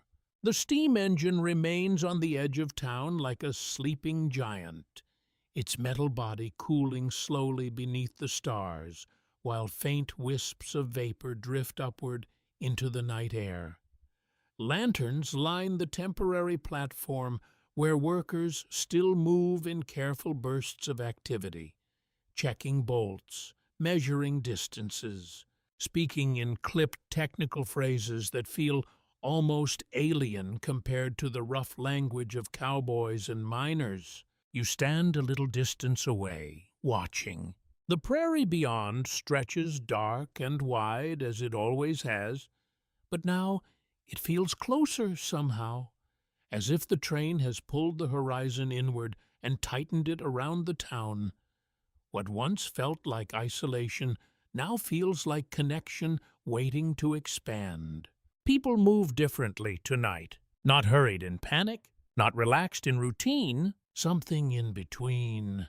Like everyone is aware that a threshold has been crossed, but no one fully understands what lies on the other side yet. Inside the saloon, the energy is subdued. The piano plays, but softly, almost respectfully, as if unsure whether celebration is appropriate. Conversations remain low and measured. Even laughter feels careful. The gambler's empty chair is noticed again, though still not discussed. The sheriff sits alone at a corner table with a cup of coffee that has long gone cold. He does not drink it. He simply holds it, staring at nothing in particular, while the room shifts around him like weather patterns around a fixed point. You sit near the window. Outside, the train emits a final long hiss of cooling steam that echoes across the town like a breath finally released after years of holding it. And in that moment, something subtle changes in how the town feels. Not louder, not richer, connected, as if invisible threads have been pulled tight between this place and everything beyond it. The conversation at nearby tables reflects it. New shipping routes, new prices, new laws expected from territorial offices, new workers arriving soon, new opportunities, and always, beneath all of it, the unspoken question of what happens to a lawless town once it is no longer isolated enough to ignore. You step outside again. The sheriff is standing near the tracks now, looking at the train one last time, not as a spectacle anymore, but as infrastructure, as permanence beginning to take shape. A man from the rail company approaches him, speaking quickly, pointing toward maps and plans. The sheriff listens without interruption. When the man finishes, the sheriff simply nods once. That nod feels heavier than it should. The man moves on. You approach slowly. You think it gets easier now, you ask. The sheriff does not look at you immediately. He watches the train, then the town, then the dark prairie beyond it all. Nothing gets easier, he says. A pause. Just different problems. That answer sits with you longer than expected. Behind him, workers begin marking what will soon be a permanent station site. Timber frames are already being unloaded. The outline of something larger than a simple town begins forming in the dirt and dust. You realize then that the Wild West, at least the version you have been experiencing, is not ending in a dramatic moment. It is dissolving into structure. The saloon still glows behind you. The sheriff still carries his badge. Cowboys still drink and gamble and argue over money. But now all of it exists beside something larger, something that will outlast it, absorb it, and eventually reshape it. You walk slowly back through town. The streets feel the same under your feet, but the meaning of them has changed. Mud is still mud, wood is still wood, lantern light still flickers the same way. But everything is now part of a network. At the boarding house, you pause before entering. The wind moves through the street one last time for the night, carrying faint echoes of the train, distant laughter from the saloon, and the steady rhythm of work continuing near the tracks. You look out toward the prairie. It no longer feels like emptiness. It feels like space that has been claimed by movement. And as you finally step inside to rest, you understand something simple and final about this lawless town in the 1880s. It was never truly lawless. It was only waiting to be connected. Good night, my friend.